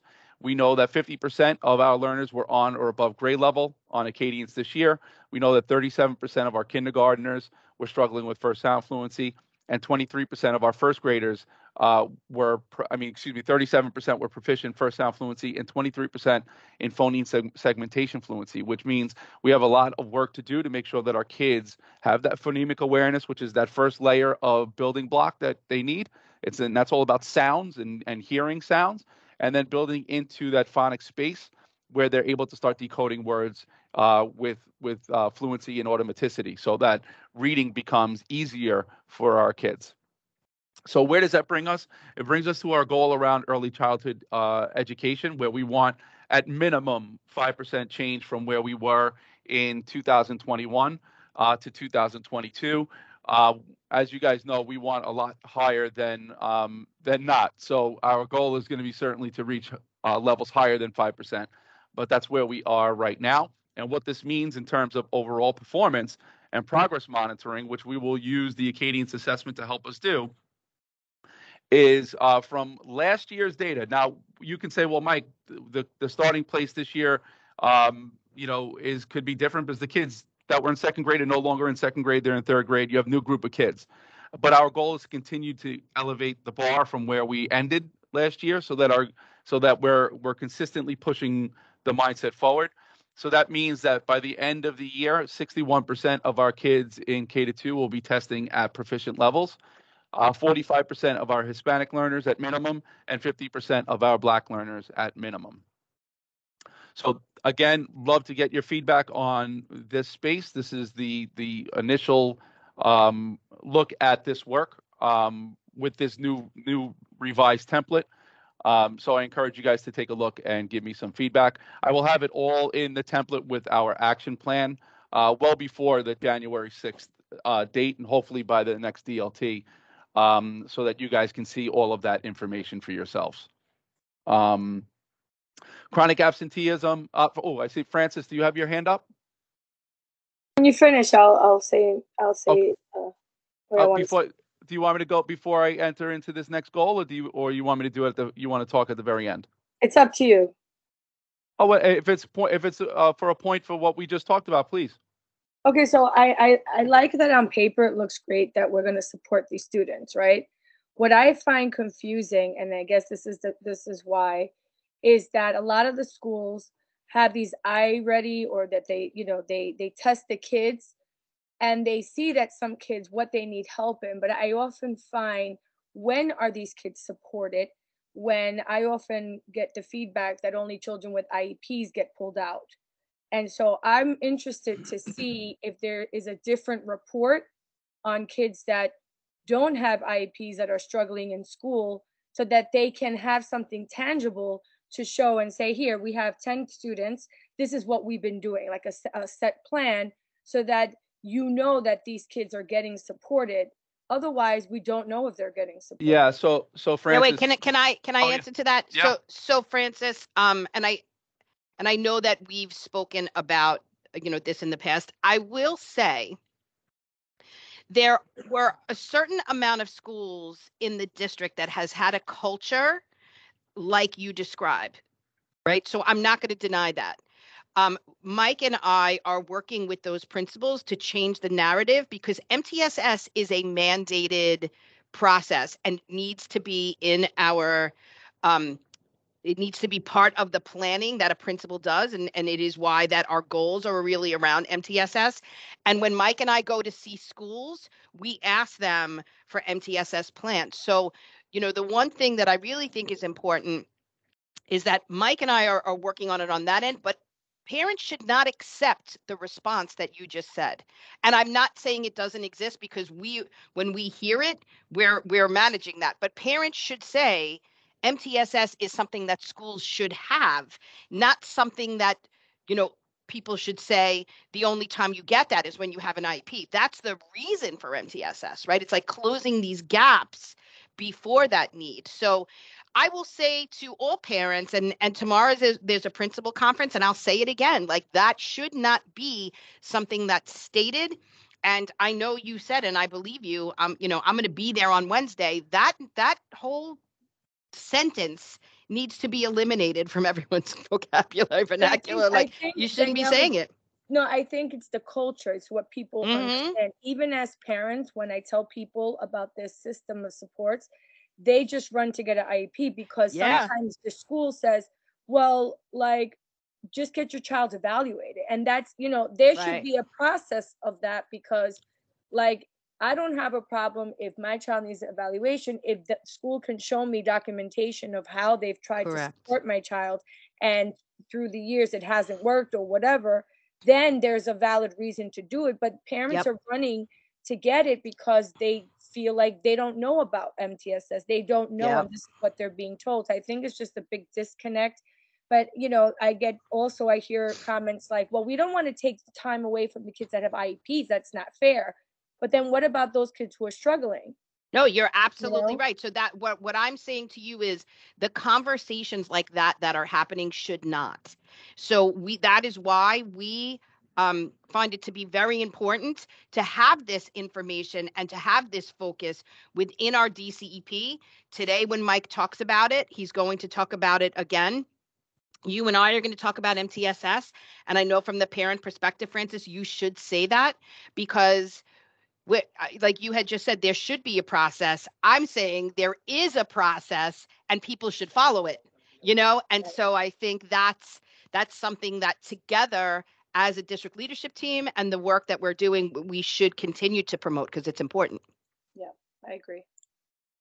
Thank you. All right, go ahead, Mike, sorry. And that is something that we will be tracking throughout the year, much like we did last year with the children that were receiving MTSS.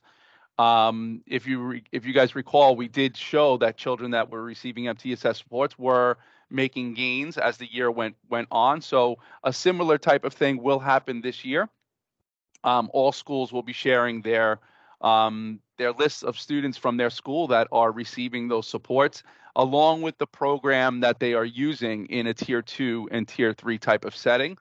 For more than one reason. It's just to also get an idea of what program is working better perhaps than others, so we can get a little bit of a better perspective on those data sets. And that will be more evident when we get into the benchmarking window in January, February. I'll have a report on the kids that were receiving MTSS and how that's impacted things at that time. So priority 2 is around all students are physically and emotionally safe. Inside of this goal, inside of this priority, there are a number of things that are listed there. Certainly SEL is one that's evident. But the space that I know that we've been talking about a lot and is having quite a big impact on learning in the district is chronic absenteeism. You guys have seen these rates. These rates were the end year of where we were. Overall, 18% of our kids were deemed chronically absent this past school year, with huge rates, almost double that for our Black and Hispanic learners. Our L learners was very high. Our students with disabilities very high. And we know that there's a relationship between kids when they're in school, when they're not, and how it influences performance. So for us at the district, we've kind of identified this as being a focus area. One of the things that we did learn from the listening and learning tour, we did hear parents talk about pandemic being a concern as one of the reasons why attendance may have gone to, has been negatively demonstrated over this past 2 years. But we also have heard of lack of awareness from some of our families too, that just that 2 days a month can lead to chronic absenteeism over the course of the year. So we have seen that, and what we've also seen, just in terms of root cause, that we're going to be spending a lot of time on is taking a very close look at our case teams and the work that they're doing inside of them. So this is a multi-pronged space of thinking about how we can make improvements. One is that consistent outreach to our families, so that there's. Hold on 1 second. Yes. So I just want you guys to know, Senator Lou just popped in to say hello. This is our district leadership team. She's the one.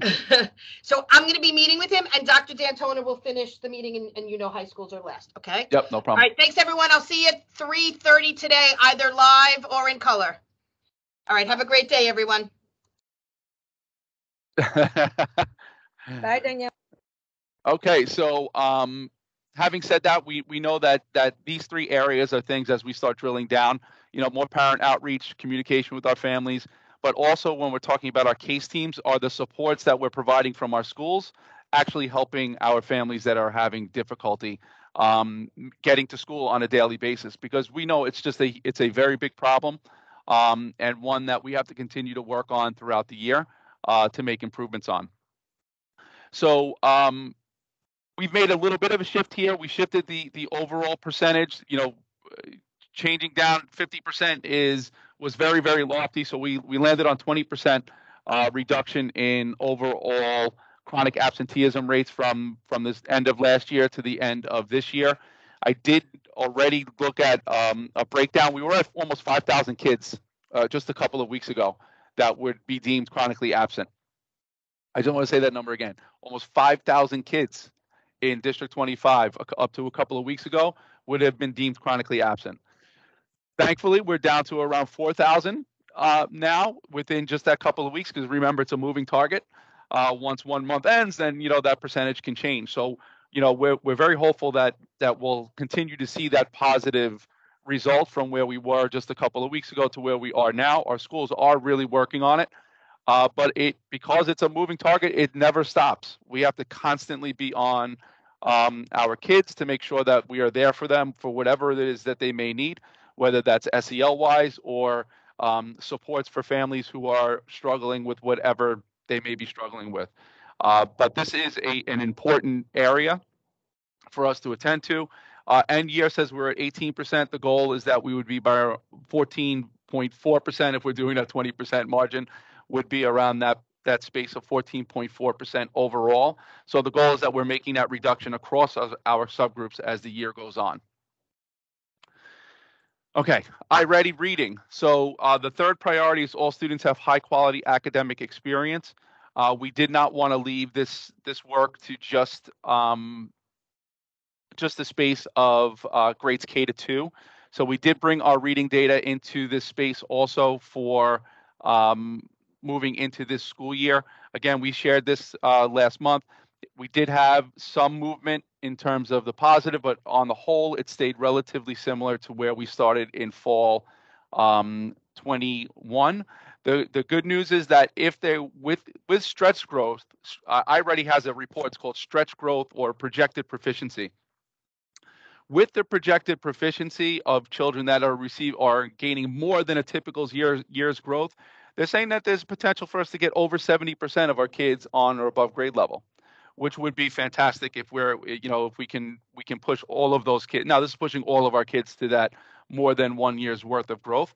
But that is certainly the goal as we go through the year. And as you can see, much like the K to 2 report, you'll see a similar type of perspective when we look through the subgroups in from the iReady early year performance. Now, here as well, what's interesting is the phonemic awareness and phonics for early childhood. Some of our schools did test children in both assessments at the start of the year to get a little bit of a perspective. And what you'll notice here is that we see similar type of data that comes back. Phonemic awareness, if you remember, first sound fluency was at 23% of our kids were on or above grade level in kindergarten, and you'll see a very similar 76% here from iReady. Phonics, here is an issue for us that we do need to address. By 4th grade, we should not have 30% of our kids that are still struggling with decoding. So these are areas that we do know that we need to continue to work on. And then as we get into the upper grades where this is becoming less of a concern, we do need to focus on our vocabulary and comprehension, as that is clearly something that is evident as we look at this data on large scale. So what does this mean for us? In this particular goal around all students having a high quality experience, MTSS was an area that we would be able to identify from the new DCEP template. And this is basically verbatim from the template: strengthen core instruction, including via screener administration and MTSS. So this is an area that we are bringing into our professional learning work. I will show you briefly, the current professional learning experiences that we're planning at the district level for MTSS and supporting our schools. The data here is reflective of what the end year information said, comparatively speaking to the beginning of the year. So it does show that we do have gaps in a number of areas. Phonics, certainly, as I mentioned, building through those pillars and vocabulary and comprehension. We know that tier 1 is an area that we need to improve upon, as well as tighten the work for intervention with tier 2 and tier 3. So where did this bring us? Brings us to a goal is that through MTSS, we'll be able to disrupt some of those disproportionate outcomes that we are seeing and improve outcomes by about by a minimum of 5% this school year. In terms of progress monitoring, you will see as well the goal for here is to improve the outcomes for our target subgroups of all students, Hispanic and our Black learners. This is the goal for this coming school year. I encourage you again, if there are metrics there that you're not sure about or want us to think more forwardly on, please let me know. iReady Math. Now, this goal, so we obviously do not have any high school component to this, but we do believe that there's a direct relationship to high school and mathematics and how our kids are performing in math moving forward so that they're prepared for what high school brings. Math typically becomes, and I'm sure Bill, you can add on to this comment as well if you like. But math typically becomes a precursor to how they're going to perform in high school. It typically is one of those subjects that if you're doing really well in math, you're likely to to get yourself into a space on a path of college and career readiness. So for us, that was the leverage point, and especially considering where we wound up landing on the Regents assessment. So now this is just iReady, and this one we do need your feedback on. Perhaps we wind up creating more than one space of a goal. But because this was around college and career readiness, we did land in on the Regents assessment moving forward. So this is just a little sample of where we were on the iReady. You can see that there is a clear disparity amongst our subgroups in terms of performance. In terms of the analysis of where this information was, certainly our early childhood is a space that we need to focus our attention on, as well as our upper grades, but the performance levels are far different in terms of children that are on or above grade level at this time. Particularly in algebra, we do want our algebra scores to be certainly higher, as well as our geometry consistently becomes one of those areas that we need to attend to, mostly because geometry is not a unit that's covered at the start of the year, but that does not mean that our kids shouldn't be performing at higher rates than this at this time. But where did this bring us? So it did bring us into a conversation around Regents and where our kids are. So now there are two different metrics. The city on the city site does share performance levels where a level the state has their levels for level 2 is what from a 65 to a 79, a 3 from an 80 to an 84, and then a 4 from an 85 and above.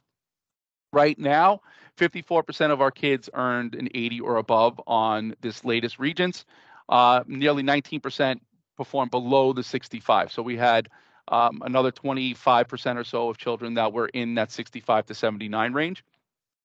And what this shows is that that we really need to reflect on the current systems of MTSS to support our kids as they're going through the years, so that they are prepared for success on the Regents exam, which is something I know that Joe, you brought out during one of our initial meetings.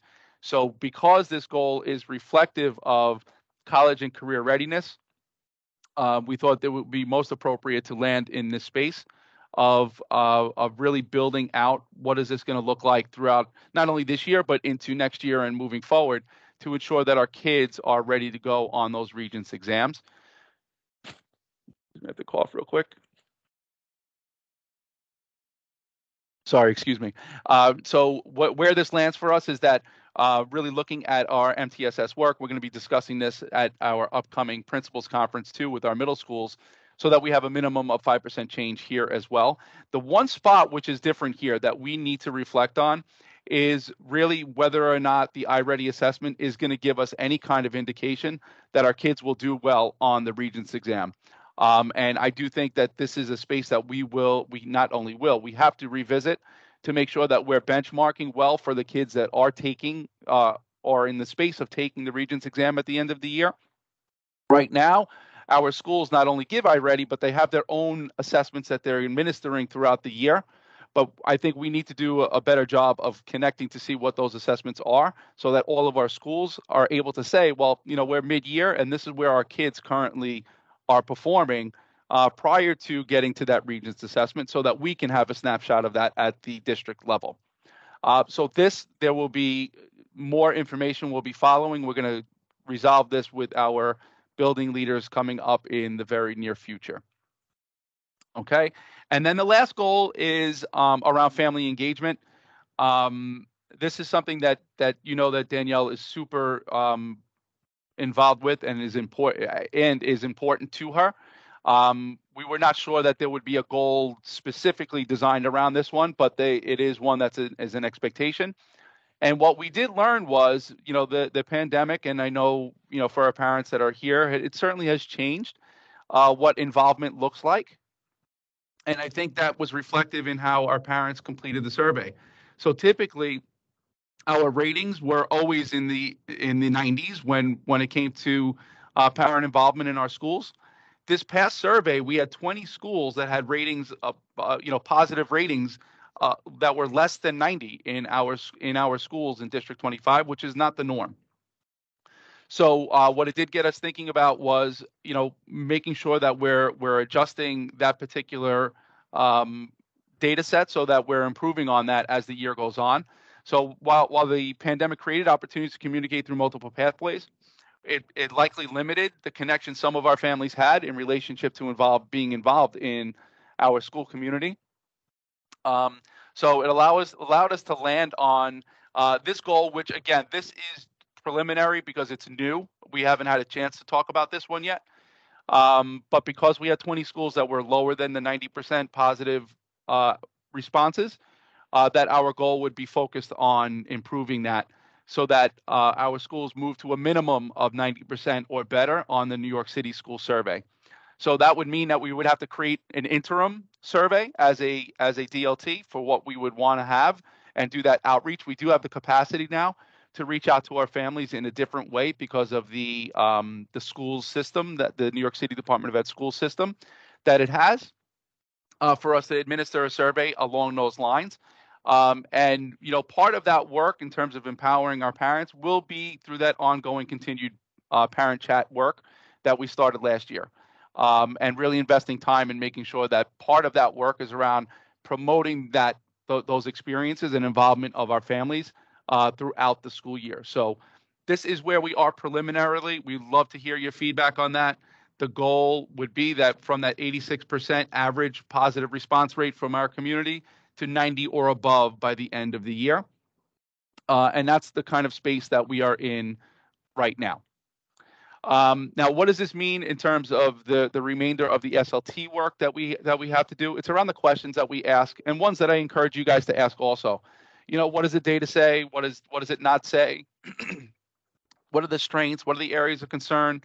Are we talking about various subpopulations? All of that, those questions are super important at the SLT level. Sometimes it's interesting when I, having to do a lot of C30s and sitting on teams, you can see that there are some communities that are far more vocal than others and engage in these conversations.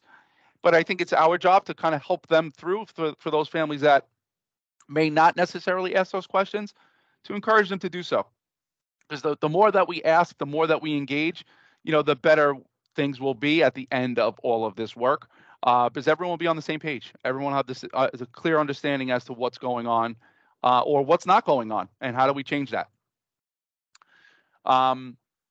sharing of the progress. This should not be limited to just our schools. The information should not just stay with staff. Information needs to be spread widely. So if you're an SLT member, what I will be encouraging them today is making sure that this information is shared everywhere that they can, whether it's at a PTA meeting, whether it's at a town hall, wherever it is that they're having opportunities to engage parents, they should know what's happening. So all schools should be doing a state of the school, much like we engage in a state of the district. So I we'll be encouraging our SLTs to do that today. And then about making adjustments.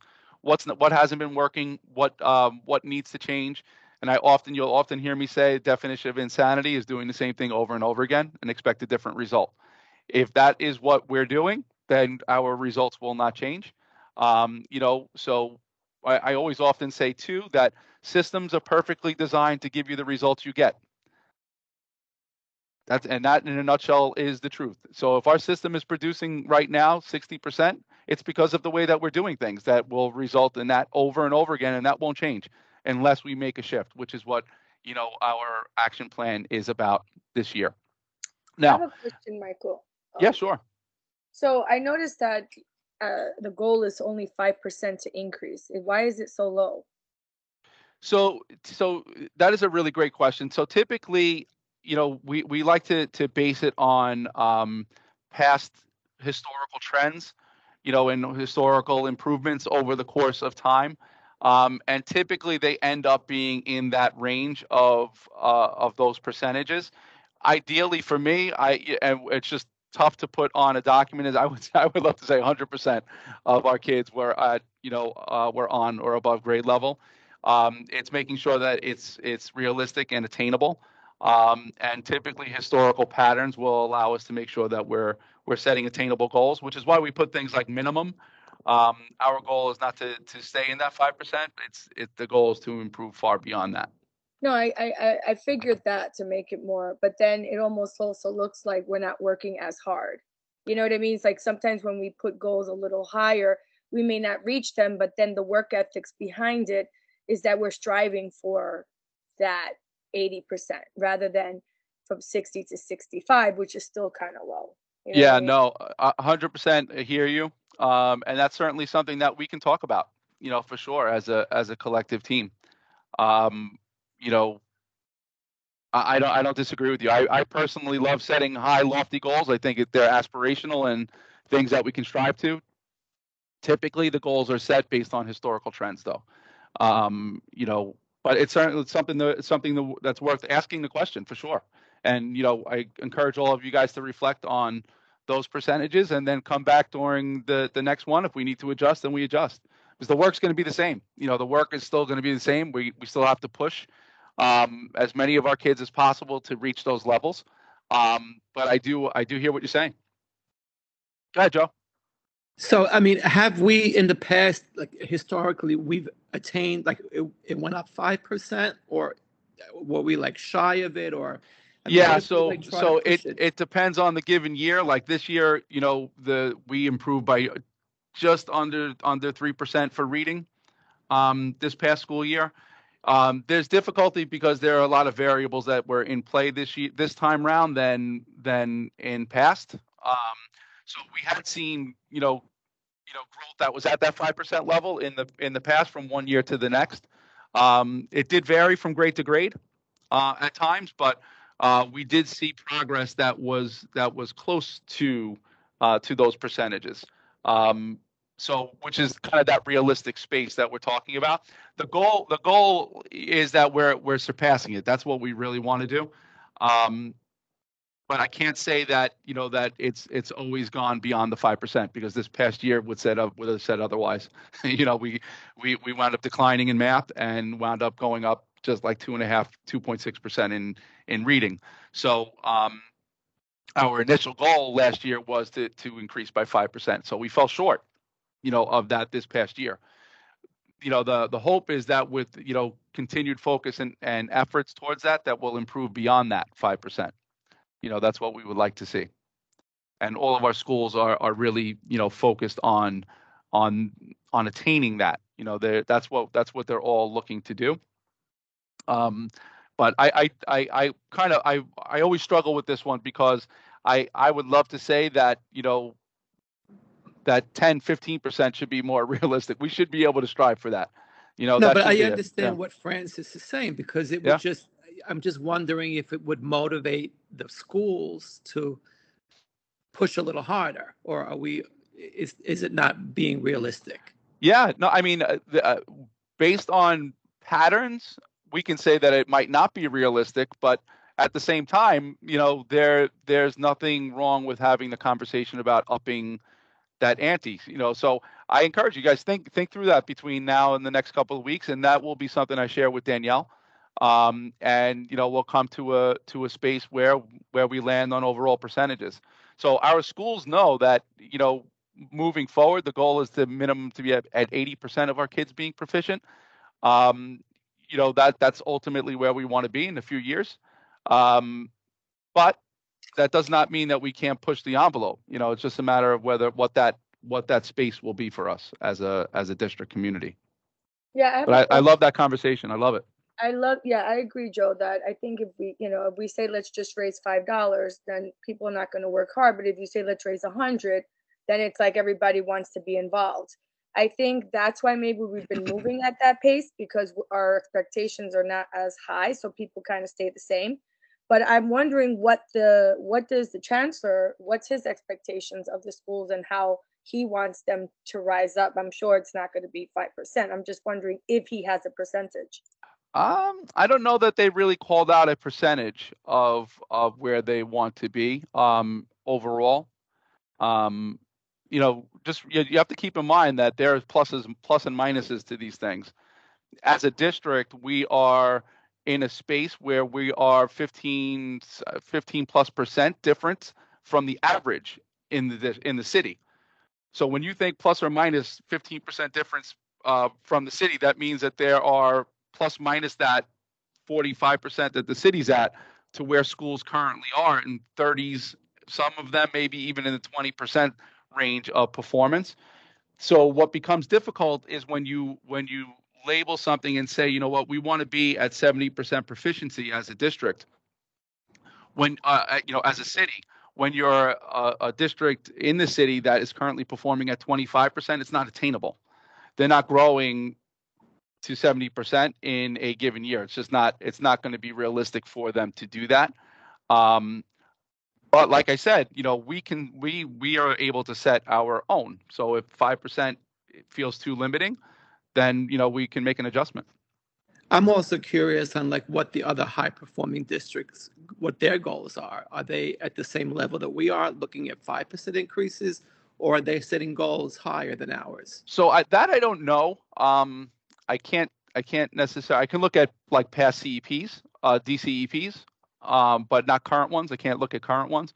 But typically, the range that schools and districts wind up putting, and that's not to say that it's always the best, but typically the range is 3 to 5% is what you will see in a document. Typically, but that doesn't mean like I said, doesn't mean that we can't, be more lofty than that. Okay, so we'll come back to this conversation. I'll definitely share it with Danielle, and then we'll certainly dig deeper into that. So, but I did want to share with you just a quick document. This is something that we are currently in the space of sharing out widely with our schools.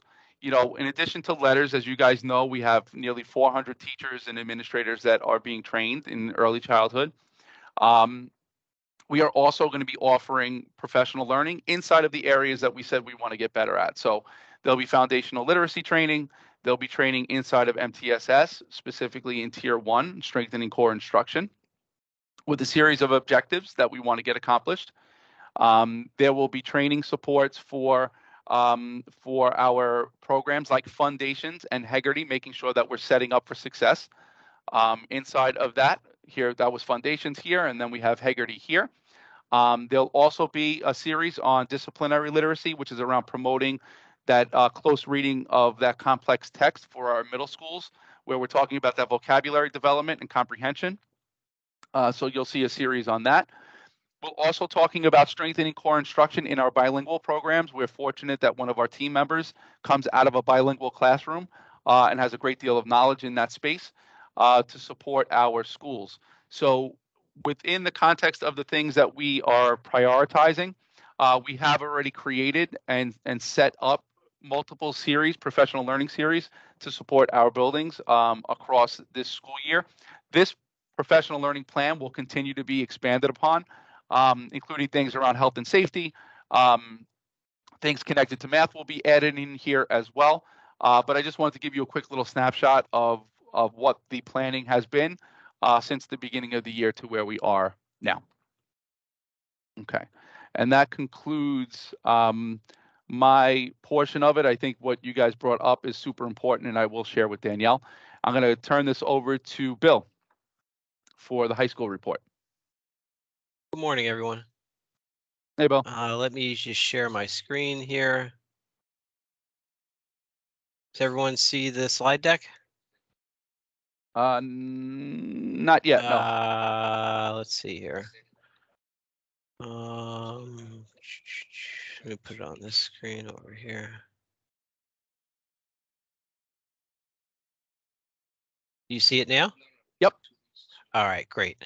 So, so for superintendent's 2 schools, we're going to move on to the next slide, which is going to show. Does everyone see that? Shows all of her schools. Yep. This is for D25. I do know that you wanted to review some data. So just so that you're aware, this is the tool that I have access to, which is Insight Beta.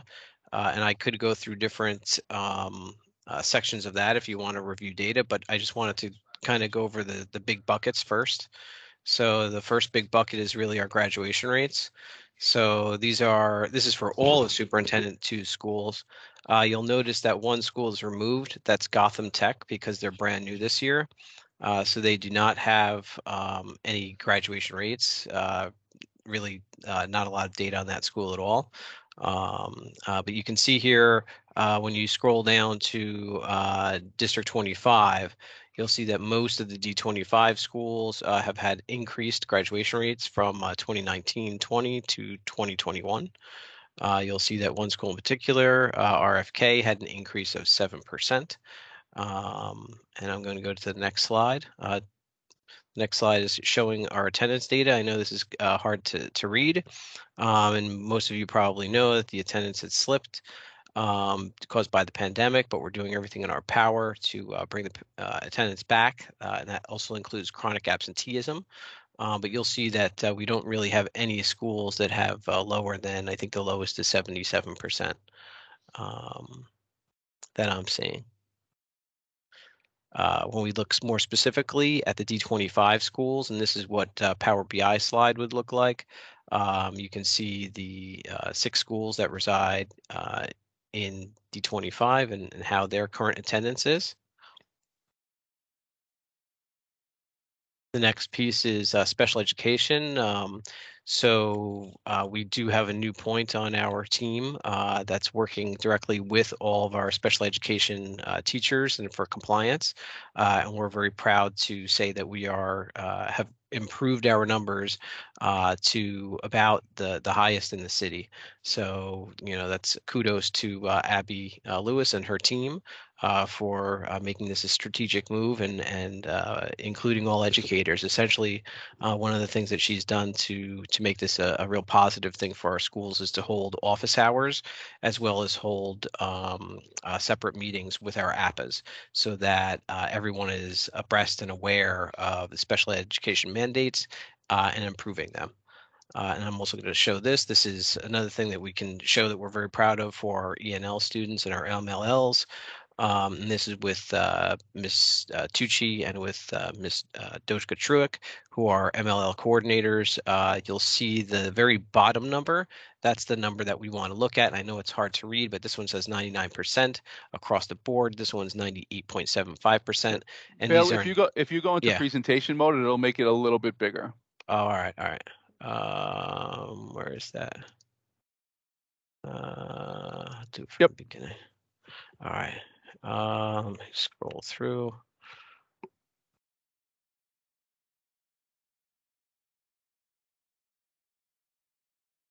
All right, so this was the ENL piece.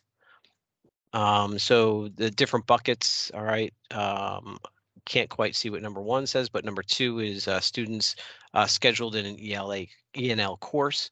Number 3 is receiving the mandated ENL minutes. And again, this is very much like special education. We want to make sure that the students are in the appropriate classes and that they're also being taught by a certified teacher. That's number 5, served by a certified teacher. And you'll see that's 97.33%. Number 4 is the mandated minutes. We're at 98.52%. So that's all excellent data and showing that we're really leaning into those special populations. And what we did as a team during the summer and then throughout the course of the last 2 months, we've worked collaboratively in order to develop a theory of action, a mission, and a vision. So the theory of action is that if we support school leaders using research-based methods grounded in literacy, attendance, and college and career readiness that provide them with multiple opportunities for authentic, intentional, and collaborative learning experiences, then, right, because this is an if-then statement, then our school leaders can provide learning environments that foster student advocacy and continuous school improvement. Our mission is that we ensure all students will be change agents locally and globally by cultivating authentic learning experiences with all stakeholders to build their capacity through community collaborations and partnerships. And lastly, our vision is to aspire and foster a respectful, welcoming environment that encourages all students to be advocates, to have a sense of belonging, to be innovative thinkers, and to be problem solvers. So getting to our goals, by June 2023, we're going to develop systems and structures for programming 11th and 12th grade Ls and SWD to ensure an increase in their enrollment and the earning of credits in College Now and advanced placement courses to 3% as measured by Insight Beta. By 2023, we'll build the capacity of high school student services teams in offering college and career readiness opportunities to increase the number of female students earning and endorsed diplomas in CTE, which is Career and Technical Education, the Civic Seal of Biliteracy, or the Civic Seal and the New York State Seal of Biliteracy by 3% as measured by graduation reports and ATS. Number 3, by June 2023, we'll accelerate core literacy instruction across all content areas and grade levels through the implementation of standard-aligned explicit instruction to ensure an increase in content area regent scores for students with disabilities to 3% as measured by the regents. And lastly, by June 2023, strengthen attendance protocols across schools through leveraging school support services and attendance managers to ensure a decrease in chronic absenteeism among all students by 2% as measured by Power BI. Just some local information. So at Veritas Academy and for Flushing High School and the third school that's on the campus, which is the Language Institute, they held a breakfast, a community partner breakfast, which was really wonderful. And it really brought not only students together, but adults and community members together. And this was Thursday, October 27th. And the whole idea was reimagining the campus environment and school improvement through stronger community relations. And the objective was to engage the community in an open dialogue about strengthening the partnership for the Flushing campus in a proactive manner to create a stronger, safer, and more successful Flushing campus community. And I can also tell you that on that campus, teachers are intervisiting with one another. Specifically, I can speak about the advanced placement program at Veritas and Flushing, and they are sharing those resources as well.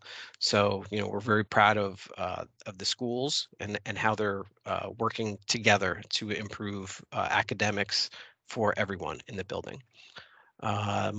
Getting back to Superintendent 2, and part of our goal is to really, listen to community stakeholders. So we've continued with in-person open houses as well as virtual open houses. Here we have a QR code that can be used to attend any of those sessions. We also have Superintendent Advisory, which will meet on those particular dates from 4:30 to 6 p.m. And that will be held here at the superintendent's office at 3048 Linden. We have 25 community members, 5 each of students, teachers, parents, assistant principals, and principals. To ensure wide participation of diverse voices, please, again, use that QR code if you want to attend. This was our upcoming town halls. So our town halls are December 1st, March 2nd, and June 1st. And again, we're using the use of technology, the QR codes, to try to have more voices participate. And then this was some of our highlights from another school. So at Newcomers, which is an all L school, they wanted to congratulate these two students. There are 2 of 5,000, almost 6,000 finalists selected for the Questbridge National College match, where they're competing for full scholarships. Shout out to Mr. Rowley, Ms. Shayna Kurgan, Ms. Russo, and others for helping the students with their college essays. Mate is applying to Barnard, Columbia, Princeton, Yale, Vassar, Wesleyan, Haverford, Swarthmore, etc. These are all amazing, wonderful schools. And Andrea is applying to wonderful schools as well. So we wish them the very best. And you can see that we have, a real laser-like focus on our subpopulations. We're also including, I want to give a shout out to some of our colleagues here at the district office, David Swift, who is spearheading the district logo, motto, and color contest. Mr. Rucker and Ms. Barnett are working with our student interns. Again, Mr. Swift is dealing with student surveys, and Sharmila Bharat is working with the new bus stop advocacy team. Middle school and high school admissions timeline. November 17th, the specialized school testing for November 19th and the 20th. That's the weekend testing. December 1st is the middle school, high school application deadline. And early March, that's when students will have their high school offers. And in April, they'll have their middle school offers. That concludes the presentation. Okay, thanks so much, Bill. Thank you. Does anyone have any questions for Bill? I have a question for Bill. I noticed that when I went on to look at some of the surveys of what the high school students and middle school students had said, they had said that they did not feel supported, like the numbers came in low. So I just wanted to see what was done with that data and to ensure that they get the supports they need. And if that is part of the absentee, chronic that we have. So those are great questions. It's definitely going to be part of the chronic absenteeism piece. But as far as our DCEP, we're still in the process of getting the team together to decide how we're going to kind of draft the full document. But that's always been one of the pieces that the team would look at. So that's what I would kind of tell you for that particular section. Any other questions? So in a nutshell, that you're going to be reflecting on that with the team, Bill? Yes. Be part of one of the data sets that you guys are referring to. Yeah, and we're like what you were saying before, the DCEP template is different this year. So we have to kind of see where we're going to drop that section in. But that is an important section. Okay, any other questions? All right, any new business? I'm sorry. Oh yeah, go ahead. Who's high school? Hey, Bill, you can stop sharing your screen. I see your calendar. I thought I did. I'm sorry. You're very busy. All right. Sorry. Okay, go. So, has Superintendent 2 decided how they're going to reach the high school stakeholders regarding consultation? No, just so that everyone's aware. I mean, I already brought that up many times, and the party line to me is that I'm only dealing with Superintendent 2 schools. So. Oh no! Well, no, I'm going. Okay, I'm not talking about that. I'm talking about what we was talking about earlier, the GUS piece, which each superintendent has to do their DCEP. Yes. What is her plan to get the high school consultation in there when they create the DCEP? That's what I'm saying, because I'm gonna assume they're not coming here to the DLT to us. We're gonna have to. That was my question on the process, how that process is going to work. Yeah, that's a good question. I'm supposed to meet with Superintendent 2 later this week to kind of map out how the DCEP will come together. And that's going to be one of those questions. I don't know how that's going to occur. right. or to get in all the different stakeholder voices? That's a great question, and I'm not sure how that's going to happen. I mean, I Okay. know that as I get the DCEP, and if our members are able to contribute to it, because what I'm believing is that this year we'll have more stakeholders contributing to it. So there will be really a collaborative effort to create the DCEP, but I'm not sure how the superintendent will field the collaborative efforts from multiple stakeholders, and or how other superintendents would have their data either placed on the DCEP or included in some kind of a collaborative way. Those are all great questions. Okay, thanks, Bill. So that's going to be part of conversation upcoming with Yeah. with superintendent too. Yep. Okay. Definitely. Shirley, did you have anything else from your space? Okay, so first I'm going to do the agenda item for the citywide high school subcommittee meeting. Everyone should have gotten the notes or the summary for it. I'm just going to highlight the hidden gem was from the borough of Queens, but it was District 25, the Eagle Academy for the young men. They shared their mission and their theme for this school year, growing toward greatness together. And they went over their data and what the great stuff that the school is doing. Something that I like a lot, we touched on the student voice and promising practices. How can high schools more actively include students in decision making, curriculum and instruction? So this piece was done presented by the Office of School of Youth Development.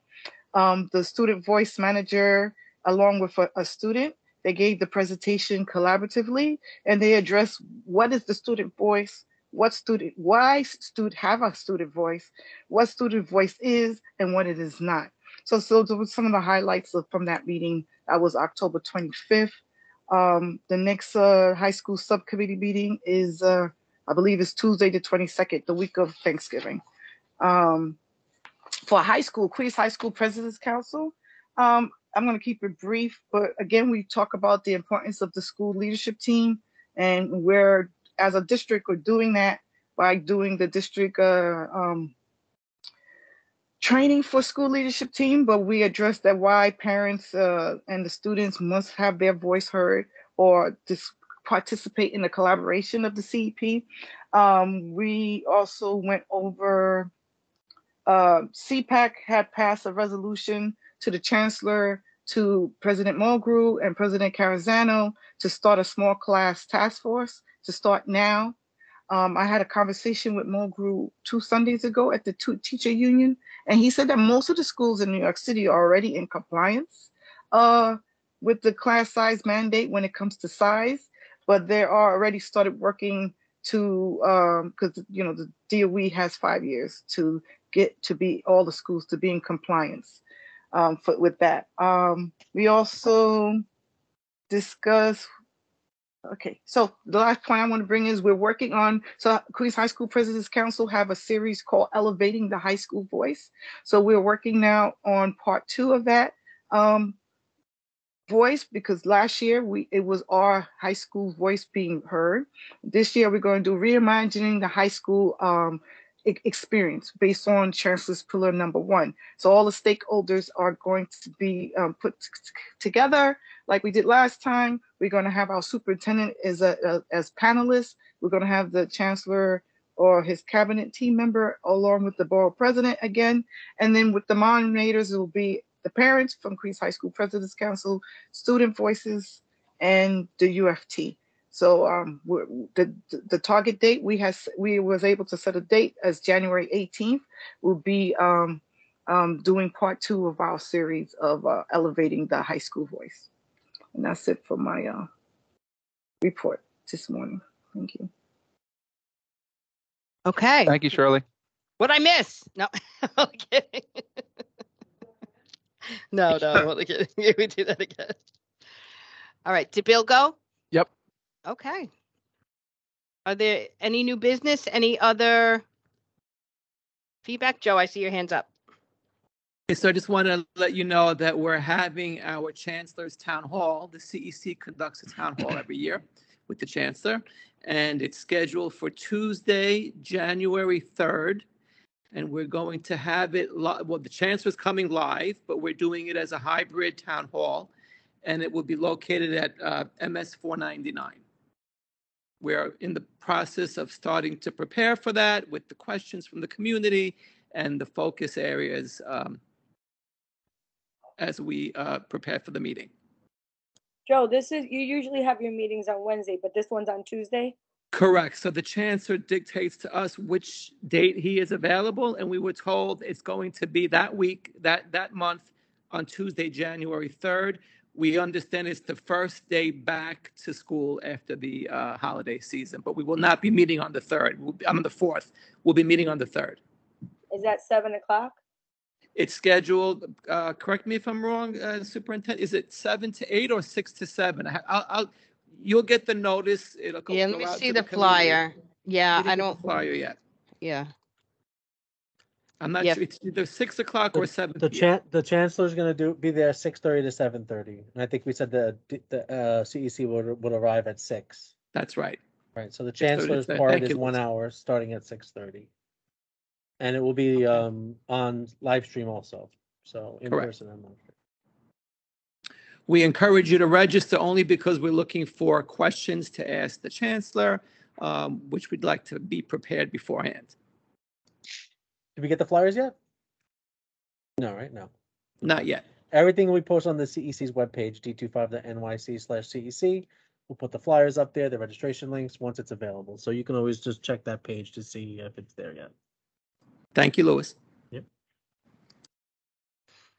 Okay, so we'll see each other in about 4 hours.